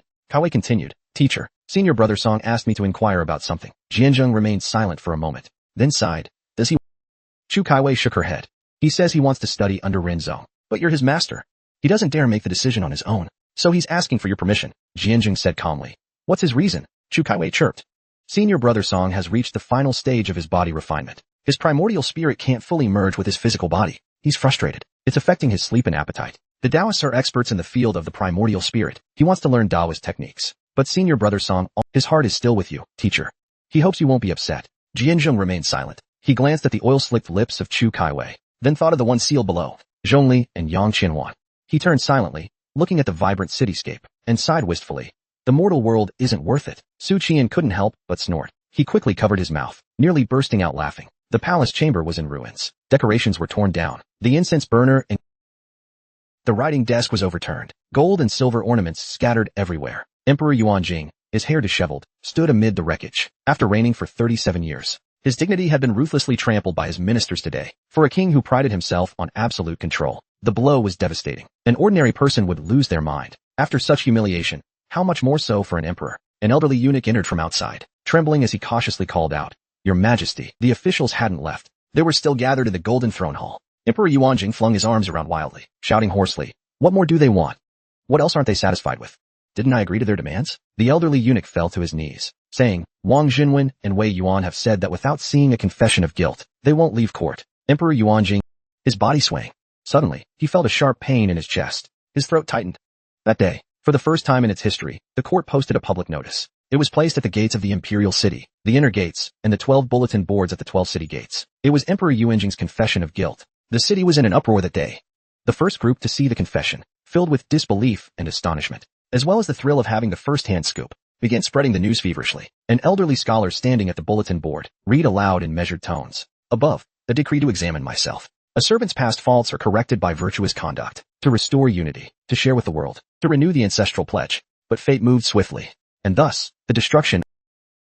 Emperor Yuanjing, May 16th of the 37th year. Among the ordinary citizens, some were still confused, wondering, is this because of the Chuzhou massacre? Does this mean that everything Su Yinluo said yesterday was true? And those rumors slandering Su Yinluo, they were all false, weren't they? The old scholar raised his hand, gesturing for silence. The crowd immediately quieted down. The elderly scholar nodded in satisfaction. Then he shook his head and sighed. His Majesty's confession admits that he allowed the massacre at Chuzhou. Everything Su Yinluo said yesterday was true. If not for Su Yinluo's blade drawn in anger, the injustice of the Chuzhou massacre would never have, and Lord Zheng would never have died with his name cleared. Cheers and curses erupted together. At the Guozijian, passionate denunciations and furious condemnations resounded everywhere. Jinbei Wang deserves death. But who would have thought that even His Majesty is a foolish ruler? This is the downfall of the nation. How could he be allowed to act so recklessly? Did Jianjing not know this in advance? Are there no real men among the court officials? We have studied the words of the sages. We have to associate with these spineless scholars. If it weren't for Su Yinluo slashing the two traitors, causing a massive uproar, they would never have dared to defy His Majesty. Bah! If it were me, I would have thrown myself down in protest on the spot. At least the history books would note it. What a disgrace to all scholars. It's a pity Su Yinluo isn't one of us Confucian scholars. At that moment, a young student burst in, shouting, Everyone, I have great news. I just heard that today, the headmaster of Yunlu Academy, Zhao Shou, showed up at court, right in front of the ministers and His Majesty. He said that Su Yinluo is his personal disciple. The room exploded with excitement. Students looked thrilled and energized. They rushed up, exclaiming, Su Yinluo is a student of Yunlu Academy, Zhao headmaster's personal disciple. Is this true? The person excitedly nodded. Yes, this is true. It's been circulating among the officials, not just a baseless rumor. The Guozijian students called their friends to go celebrate. Ha ha ha. A day of joyous news calls for a toast. Let's go. Let's drink. For years, Defeng Shi Kuei was known as a warrior, a fact that all scholars quietly lamented. Whenever it was brought up, it was met with a mix of admiration and regret. But now, hearing that Su Qian was a Yunlu Academy student, they couldn't be happier. Even though Yunlu Academy and Guozijian were rivals in orthodoxy, the history books wouldn't care about that. They were all Confucian scholars, after all. Over in Huiqing Prefecture, clad in simple white robes, Huiqing sat by the riverside. Her gaze fixed on Linen, who wore a red dress. She smiled faintly and said, He's never disappointed anyone, has he? Then she sighed and added, After this incident, His Majesty's reputation and the royal family's prestige will hit rock bottom. With a round face and peach blossom eyes, Linen righteously declared, When you do something wrong, you should admit it. I may not love studying, but our father taught us that knowing and correcting one's mistakes is a great virtue. Huiqing inwardly rolled her eyes at her sister. To her, being simple-minded was no great blessing. Still, she wouldn't say it out loud, not out of courtesy to Linen, but because she knew Linen would throw a fit and come at her, claws bared. Huiqing found that exhausting. Seeing Huiqing remain silent, Linen raised her pale, graceful neck, and teasingly remarked, Some people just know how to play nice, saying, Father made mistakes, but when it comes time to do something about it, you suddenly stay quiet. Linen glanced at Huiqing with a smug look. Declaring her victory this time, I finally outmatched Huiqing once, she thought proudly. The reason Li Miaojin and the others could evade detection by the imperial guards that day was because of Huaiqing. She concealed their whereabouts, allowing Su Qian to appear at just the right moment and take down the two villains. After Su Qian executed them, Linen's mood instantly brightened. She returned to her usual lively self, and Huaiqing deliberately let her take the credit. If she hadn't done so, that pure, simple heart might have been tainted. But that didn't mean Huaiqing was lenient. She wasn't one to let Linen provoke her endlessly. With a faint smile, she calmly said, "Indeed, he's much more responsible than your crown prince brother." Linen's expression instantly fell. She gave a displeased humph. Huffing, she stood up and declared, "I'm going home." The faint sound of a jade pendant's clinking and a light yellow hue caught Huaiqing's attention. It was a smooth, lustrous jade pendant. The cool, composed princess paused and frowned slightly. "What's that?" she asked. Linen extended her pale hand, cradling the jade pendant in her palm, and explained, "This is the jade pendant that dog gave me. The quality and craftsmanship aren't great, but he carved it himself. Look at all the flaws.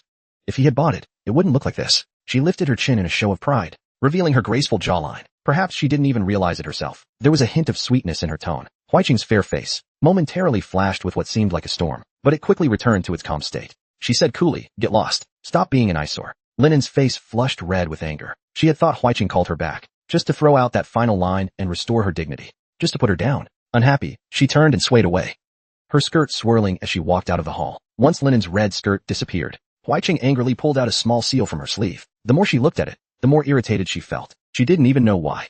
In a fit of frustration, she tossed it to the floor. It wasn't until some time had passed, after she had calmed down, that she picked up her skirt and went to retrieve it. She examined it carefully for a while, noticed a small nick at one corner. Her delicate brows immediately furrowed, feeling a touch of regret. In a secluded room in the tower, Su Qian retrieved a sachet, opened it, and two wisps of blue smoke emerged. In midair, they transformed into the figures of Kei Yongxiu and Duke Chao. Kei Yongxiu and Duke Chao had only recently died, and were still in a dazed state. They answered every question without thought. Su Qian first turned to Duke Chao, asking, "How did you learn about the massacre?" Duke Chao said dully, "Kei Yongxiu returned to the capital, and secretly met with his majesty. Shortly thereafter, I was summoned by the emperor, and informed of the matter." Su Qian's eyes narrowed slightly. "What did he want you to do?" Duke Chao answered, "Fully cooperate with him. This includes playing the role of a supporter in court, helping him spread rumors, and so on." Su Qian nodded. It seemed that Duke Chao only found out about the massacre afterward. His ghost value plummeted. Su Qian turned to Kei Yongxiu. "Do you know the truth behind the massacre?" Kei Yongxiu, with a blank expression, answered, "Yes." Su Qian said directly, "Tell me the truth behind the case." Kei Yongxiu stood there, motionless, not answering. Su Qian sneered inwardly. It seemed that intelligence was too low. Sure enough, he couldn't exploit such a loophole. He had to ask one question at a time. He calmly asked, "Do you know that the Northern King, along with the Earth Sect's elder, collaborated with a high-ranking shaman from the Witch God sect, and that Emperor Yuanjing knew about it all along?" Kei Yongxiu nodded dully. "Yes, I know. The massacre was planned by His Majesty and Prince Huai." Su Qian asked, "Why massacre a city? Why not just start a war?" Kei Yongxiu answered woodenly. Too much blood essence was needed, and it would take too long. Starting a war would introduce too many uncontrollable factors. It was not secure. Su Qian had always thought that Emperor Yuanjing was too indulgent towards the Northern King, even eager for his ascension. This didn't align with the mindset of a typical emperor, especially a suspicious one. Could the label martial fanatic really erase the doubts and fears of an emperor known for his political cunning? Su Qian asked further, "What was Emperor Yuanjing's ultimate goal in planning this?" Kei Yongxiu answered, "Prince Huai said it was to ascend to the second rank. That way we could keep the overseer in check, and have a true guardian of the realm within the royal family, no longer needing to overly rely on the overseer and Cloud Deer Academy. This was His Majesty's wish, and His Majesty also sought to refine the soul pill." Su Qian's expression shifted slightly. So one brother wanted a blood pill, and the other a soul pill, and they decided to fleece the people to get it. Taoist Jilian once said that the soul pill enhances the soul, serving as a component for alchemy, forging magical treasures, repairing incomplete souls, and nurturing mythical beasts. But even so, it doesn't seem enough to justify the emperor sacrificing an entire city. Su Qian didn't ponder for long. He continued to ask, "Where's the soul pill?" Kei Yongxiu's spirit replied honestly, "It was lost after Prince Huai's death. I took advantage of the chaos to retrieve the soul pill. I brought it back to the capital and gave it to the emperor." Su Qian nodded in realization. No wonder Yang Yan mentioned that when the townsfolk's blood was drawn, it floated upwards, forming the blood pill, while their souls sank into the ground. Yet afterwards there were no traces left. So Kei Yongxiu must have taken the soul pill amidst the confusion. I had assumed that Taoist sect leader expelled it from the area, but it actually ended up in the emperor's hands. So, did the Taoist sect leader participate in this affair out of some so-called greater evil? The Northern Border King and the Taoist sect leader must have had some level of collaboration. Could it be that the emperor also had some dealings with the Taoist sect leader? That would be troubling. If that's the case, I need to be more cautious about my own identity. Back when the Taoist sect leader and I clashed, he sensed the aura of a fragment of earth. He likely knows the identity of that mysterious expert in Chu Prefecture, with an earth scripture fragment bearer involved. I must erase all traces of Su Qian when protecting the 9-colored golden lotus. In Chu Prefecture, Su Qian, or rather, a mysterious expert, appeared, showing the aura of an earth scripture fragment. This alone proves nothing. However, if Su Qian is also an earth scripture fragment bearer, then this becomes far more suspicious. The implications are staggering. With this in mind, Su Qian pressed further, asking if Emperor Yuanjing had secret dealings with the Taoist sect leader. Ke Yongxiu answered blankly, I don't know. Then why was Emperor Yuanjing refining the soul pill?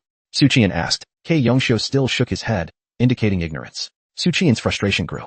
You don't know this. Don't know that. What use are you then? After pondering for a long time, Su Qian asked very seriously, do you have any hidden assets, or any silver left by teacher Ke Yongxiu? I don't, he replied. Su Qian thought regretfully. Although the national protector Kung Fu remains in the capital, Ke Yongxiu had managed the estate in Chuzhou for many years. If there were any private savings, they would have been in Chuzhou. The national protector Kung Fu estate is sure to be confiscated. Otherwise, there would be no way to account to Duke Zhu. But I'm no longer a working man now, he lamented. I can't participate. Otherwise, I'd make a fortune. Su Qian turned his gaze to Duke Chao. What hidden assets do you have? Duke Chao answered truthfully. I have 13 private residences in the capital, 3 of which are vacant. One of them I use to store genuine antiques, paintings, calligraphy, and silver. Su Qian was both surprised and critical. Why store genuine antiques outside the home? Instead of keeping them at home, these must be things you don't want anyone to know about. What a despicable, corrupt official. Su Qian quickly asked, where are the geomantic and residential energies of those private houses? Duke Chao replied, the house I use to store antiques and treasures. Its geomantic and residential energies are within the house. The others are in the Duke's residence. Su Qian felt heartbroken, overcome with an indescribable sadness. 12 private houses, gone from me. Once the questioning was finished, to preserve a bit of hope, he didn't ask Duke Chao about the treasures in his private houses, planning to go and check them out later on his own. He placed the 2 spirits back into the sachet, and took the opportunity to visit the 3 companions of the Heaven and Earth Society. Su Qian first went to Li Miaozhen's room. A face of breathtaking beauty met his eyes. It was his paper wife. Su Qian discreetly and looked at Li Miaozhen. He asked with concern, are you all right? Li Miaozhen, fully dressed, sat at the table, and nodded slightly. Chu Kaiwei was busy nearby, tidying up ointments, bandages, and a medicine pot. Clearly, she had just finished changing the dressings. Su Qian said, the situation in the distant underground has been resolved, and I promise you won't be troubled, so there's no need to leave prematurely. After speaking, Su Qian reflected internally. Even if he doesn't forgive you, it's alright. Qianzong's involvement is on par with that of the corrupt regime. Not even Emperor Yuanjing would dare to really kill you. Having dad's support is really nice, Su Qian thought. No wonder when I used to read novels, those well-connected villains always acted so arrogant. If not for their bad, ordinary folks really wouldn't be able to do much against them. Li Miaozhen frowned and asked, do you have anything else? Su Qian, inwardly complaining. Why are you acting like you want me to leave so badly? Am I ruining your 3-way situation? He said seriously, yes, there's something. I want to know what the Hun pill is used for. Li Miaozhen looked at him with a puzzled expression, as if to say, didn't Taoist Jinlian already tell you? Su Qian lowered his voice and said, I just communed with the spirit, Ke Yongxiu's soul. From him, I learned that the Hun pill isn't for the Taoist lineage. It's for the Yuanjing emperor. Li Miaozhen's pupils seemed to contract. She was briefly taken aback by the shock of this revelation. Su Qian continued, based on what Taoist Jinlian said, the Hun pill shouldn't have been enough to drive him to commit such an insane act. But the truth is, it did. So I suspect the Hun pill might have some other hidden purpose. Li Miaozhen slowly shook her head and said, I don't know any more about the Hun pill. At this moment, Chu Kaiwei asked curiously, is it that Hun pill made from souls? Senior Brother Song mentioned a few days ago during his research that the Hun pill might allow the fusion of his body and soul, but it was just a theory. After all, the Hun pill is too rare, and the conditions for making it are very strict. He wouldn't kill anyone to refine it. Our mentor would be the first to eliminate him if he did. But I heard from Senior Brother Song that the library on the 8th floor of Guanshan Tower has records about the Hun pill. Su Qian and Li Miaozhen simultaneously said, take us there. Chu Kaiwei hesitated. This library is a restricted area of the private Heaven Sword sect. Only inner disciples are allowed inside, and you first need to obtain permission from the overseer or Senior Brother Yang. I can't take you inside. Otherwise, I'll be punished. Su Qian stepped forward and gently patted her shoulder. Whatever you want to eat these days, just let me know. I'll make it happen. Chu Kaiwei beamed and said, all right, I'll take you there. Soon it was late at night. The 3 of them sneaked into the library. Su Qian asked, where's the book? What's it called? Chu Kaiwei was a bit stumped. I can't recall which book it was. What's the title of the book on Hun pills? And where is it stored? Chu Kaiwei could only give an awkward laugh.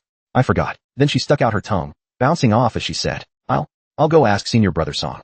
Li Miaozhen and Su Qian both scowled. They began a random search, wandering through row after row of shelves that filled the massive room. Finding any relevant records was like searching for a needle in a haystack. Suddenly, Su Qian's attention was drawn to an ancient text, record of exotic.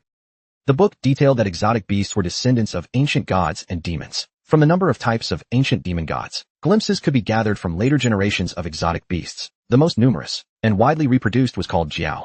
The book mentioned that the ancestor of Jiao was a type of god demon known as a dragon. For example, the exotic beast that once appeared in the legends of Yunzhou, which came from overseas. With each breath, it summoned great winds and unleashed torrential rain. Its ancestor might have been a god demon called a Qian. Su Qian turned the pages, and to his astonishment, he found an old friend mentioned, Linglong. The origins of its ancestor are unclear. It first appeared in historical records during the era of the ancient benevolent emperor. The benevolent emperor rode it as a steed while campaigning across the land, a master of wind and waves. It was a king among aquatic creatures. Su Qian mentally retorted, that can't be right. With the behavior that clingy creature displayed, it's nothing like a ruler of the waters. Qing told me. Linglong loves the aura of lions, which is why it followed the imperial family and became a semi-divine beast of the royal household. For the royal family, it's a symbol of legitimacy. But the book mentions that Linglong had another ability. It could absorb and exhale the dynasty's fate, prolonging the life of the imperial. All things rise and fall. It is the will of heaven. When a dynasty's fortune blazes fiercely, it is destined to decline. But Linglong can breathe in and out the fortune. When fortune becomes excessive, it swallows it. When fortune wanes, it breathes it out, keeping the dynasty's fate at a steady, moderate level. A phrase flashed through Su Qian's mind. Fortune balancing energy. When I first crossed into this world, I suspected the dynasty's fate here didn't align with the 300-year rule I'd read about in roadside literature. Back then, I thought it was due to the presence of supernatural forces. But now it seems, could it be because of Linglong's existence? Just as he was pondering, Chu Kaiwei bounced back, saying, the book is called Kedanlu, and it's on the third shelf, second row. I'll get it for you. Su Qian collected his thoughts and followed Chu Kaiwei. She went to the third shelf, second row, and pulled out a book. Su Qian skimmed through it for a moment, then shook his head, disappointed. The uses of the Hun pill have already been basically covered by Taoist Jinlian. Nothing seems to have been left out. Li Miaozhen said, then that means either the Hun pill is just a red herring, or among its known functions, there's one critically important aspect we haven't uncovered. Su Qian immediately decided to seek advice from Luo Yuheng when he got the chance, at the very least, to inform Luo Yuheng, so that she could keep an eye on the Yuanjing emperor. But before that, he needed to first consult Taoist Jinlian once more. After that, he would head to Duke Chao's private estate tomorrow, then visit Yunlu Academy the day after to pick up his second uncle and aunt. Next, he'd reach out to Taoist Jinlian again, and see if his kind-hearted aunt could help. And he needed to bring back the married princess. He couldn't keep leaving her outside. So many recent events had kept him busy. Linglong lay listlessly by the shore, occasionally snorting softly. A figure emerged from the darkness, stopping in front of Linglong. He bent down and stroked Linglong's coarse, stiff brown fur. With a sigh, he said, the Hui King's massacre has finally been exposed. I couldn't change the outcome. I couldn't restore the royal family's reputation. Linglong lazily snorted in response. It seemed to acknowledge him. He went on, the royal family's honor is gone, which means we've lost the people's support. And losing the people's support means we've lost some of our fortune. I do intend to disperse the fortune, but this is beyond what I can handle. He stopped stroking, placing his palm on Linglong's forehead. Like you, I'm trying to maintain balance. Not too much. Not too little. But those people out there are so reckless, and Wei Yuan is the worst. He repeatedly defies the formation. Return some of the fortune stored in you. Linglong's large, adorable eyes, like shiny black buttons, flashed with hesitation and defiance. But in the end, it did nothing, letting him take the contract as he pleased. At Guanshan Tower, as the slow sound of the sect door opening echoed, Su Qian called out toward the dark interior, Senior sister, I've come to get you. Not long after, Zhongli, clad in a plain long robe, slowly ascended the stone steps. He lifted his head and softly said, your cultivation has improved again. Su Qian placed his palm on Zhongli's head, but you're still the same. Zhongli's delicate face turned red as he slapped Su Qian's hand away, but Su Qian put it back, rubbing even harder. Zhongli slapped again, and just as he was about to complain, Su Qian scolded him first, saying, then you can go back. Zhongli immediately caved, letting this man who called him senior sister ruffle his head. Only then did Su Qian nod in satisfaction. He took Zhongli, Li Miaozhen, and Chu Yuanjin, and the two groups flew on swords. The group whooshed off from the Bagua platform, heading towards Yunlu Academy. Su Qian asked irritably, why did you come along too? Chu Yuanjin innocently explained, for people on one sword, it's cramped. Why not let me help you out for a bit? Chu Yuanjin seemed slightly annoyed, thinking, does Su Qian have no gratitude? My injuries haven't even healed yet, and I'm acting as his ride to Yunlu Academy. Instead of thanks, he's complaining about me. Su Qian sighed. Maybe he'd been too blunt. But then, he added with a helpless grin, I just wanted to relive that crowded subway experience. In no time at all, they reached Green Cloud Mountain. Looking down, he spotted a pavilion near the academy, where a child lay on the ground, his hair tied into bun-like puffs. The little boy was fast asleep, covered in leaves and grass clippings. Su Qian walked over, lifted him up, and said, if you keep sleeping here, I'll call your mom to come spank you. The boy, unbothered by the threat, said cheerfully, it's big bro. My master and I went hunting, but he disappeared while we were chasing game. I got tired and fell asleep. Then he added with a serious expression, I'm not afraid of my mom hitting me. Su Qian frowned and said, you're not afraid of your mom, but But are you afraid of your dad and his bamboo cane? Seeing that Su Qian was about to lose his temper, Li Miaojin stepped in to stop him from scolding the child. Talk it out calmly. There's no need to be harsh on a kid. Su Qian conceded with a sigh, but internally muttered, spinsters like you don't understand the headaches of dealing with a bratty child. Just then, a sweet and surprised voice called out, Big brother. Lin Yu, a younger sister-like figure, beamed as she saw Su Qian return. Her face lit up, and she rushed forward with a smile. However, in the next moment, her gaze subtly shifted to Li Miaojin, Su and Zhongli. Her expression carried a faint, evaluating look. Clearly, there's a natural, instinctive hostility between beautiful women. Another pretty woman joined Big Bro's side. Su Qian pinched her cute nose. It's fine now. You can go home today. What about Erlang and second uncle? Su Lingyue's voice was soft and melodic. Father's off somewhere training, and second brother's at Master Zhang's studying. Su Qian nodded and was about to speak, when Su Lingyue asked curiously, Big brother, who's that lady? She's Caiwei's senior sister, Su Qian explained. Su Lingyue gave a small nod, thinking, oh, so she's from that gluttonous girls sect. At that moment, a sharp voice called out, I do all your laundry every day. Isn't that exhausting? You little brat, you never care about me.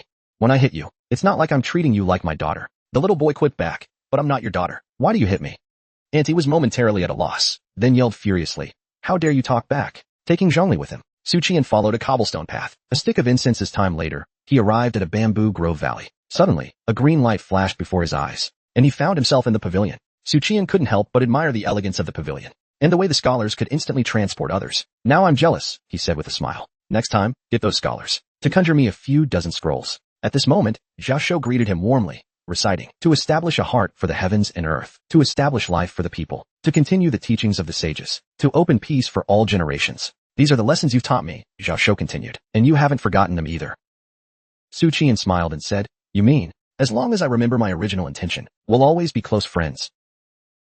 Then he made a request. I'm here to borrow a book from the academy, a text called the Great Zhou Tailoring Manual. Zhao Shou looked at him and smiled faintly, saying, this was written 600 years ago by a great Confucian at the academy. He lived during the end of the Great Zhou Dynasty, active during the early years of the Great Feng Dynasty. He compiled his observations of the late Great Zhou Dynasty into this book. There's only one copy in the entire world, and very few people have ever read it.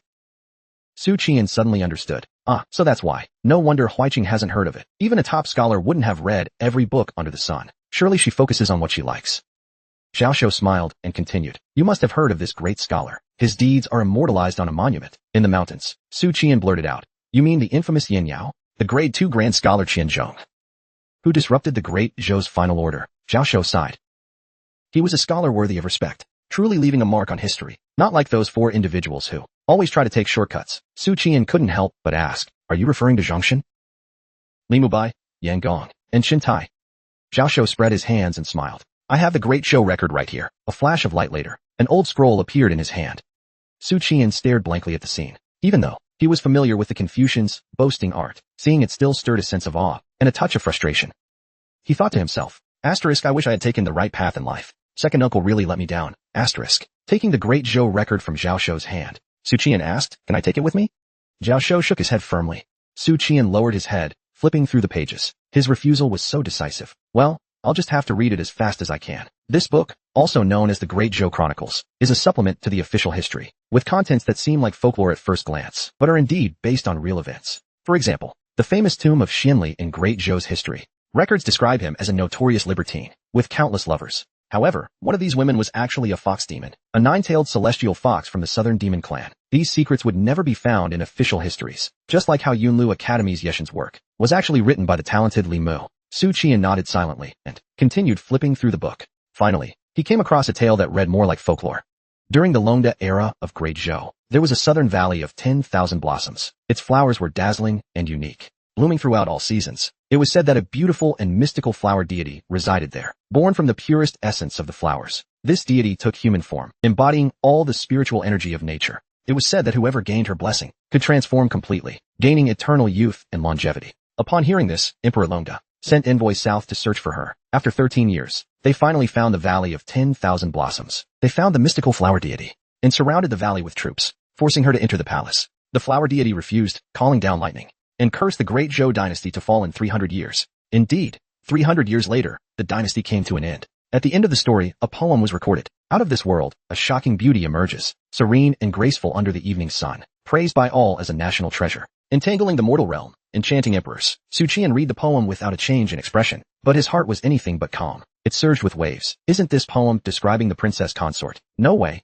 Is the consort the reincarnation of that flower deity? The flower deity reborn? So this poem was about a flower deity from 300 years ago. I'd always thought it was just a local tale passed down. Her spiritual energy must have caught the Yuanjing Emperor's attention. That's why she was brought into the palace. No wonder people say the consort's aura is extraordinary. So there's a story behind this too. Reading more really does have its benefits. Transformation is undeniable, but immortality is questionable. Otherwise, how could the Yuanjing Emperor have handed the princess consort over to the Prince of Jinbei? The flower fairy was truly the most beautiful woman of Great Feng, unmatched in charm. But Ziz was a pitiable woman too. Su Qian returned the book to Zhao Shou and asked, was this poem written by the great scholar Qianzhong? Zhao Shou simply smiled and shook his head. Su Qian silently noted, Qianzhong was just the recorder. No more questions on my end. Otherwise, the abbot who uncovered the princess consort's origins wouldn't know this poem, and that would create a logical inconsistency.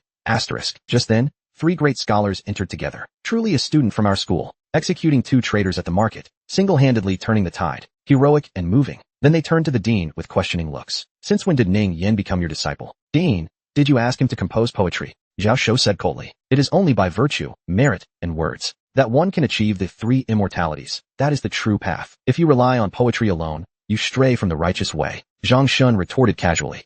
3,000 paths, one ultimate truth. Why shouldn't poetry be a cultural treasure? In my opinion, the dean is overly fixated. Zhao Shou, knowing he couldn't argue further, merely snorted. I won't bother debating with you. Zhang Shun then turned eagerly to Su Qian and said, you haven't composed anything in a while. With such major events happening recently, don't you feel inspired? Why not let us refine and embellish your work?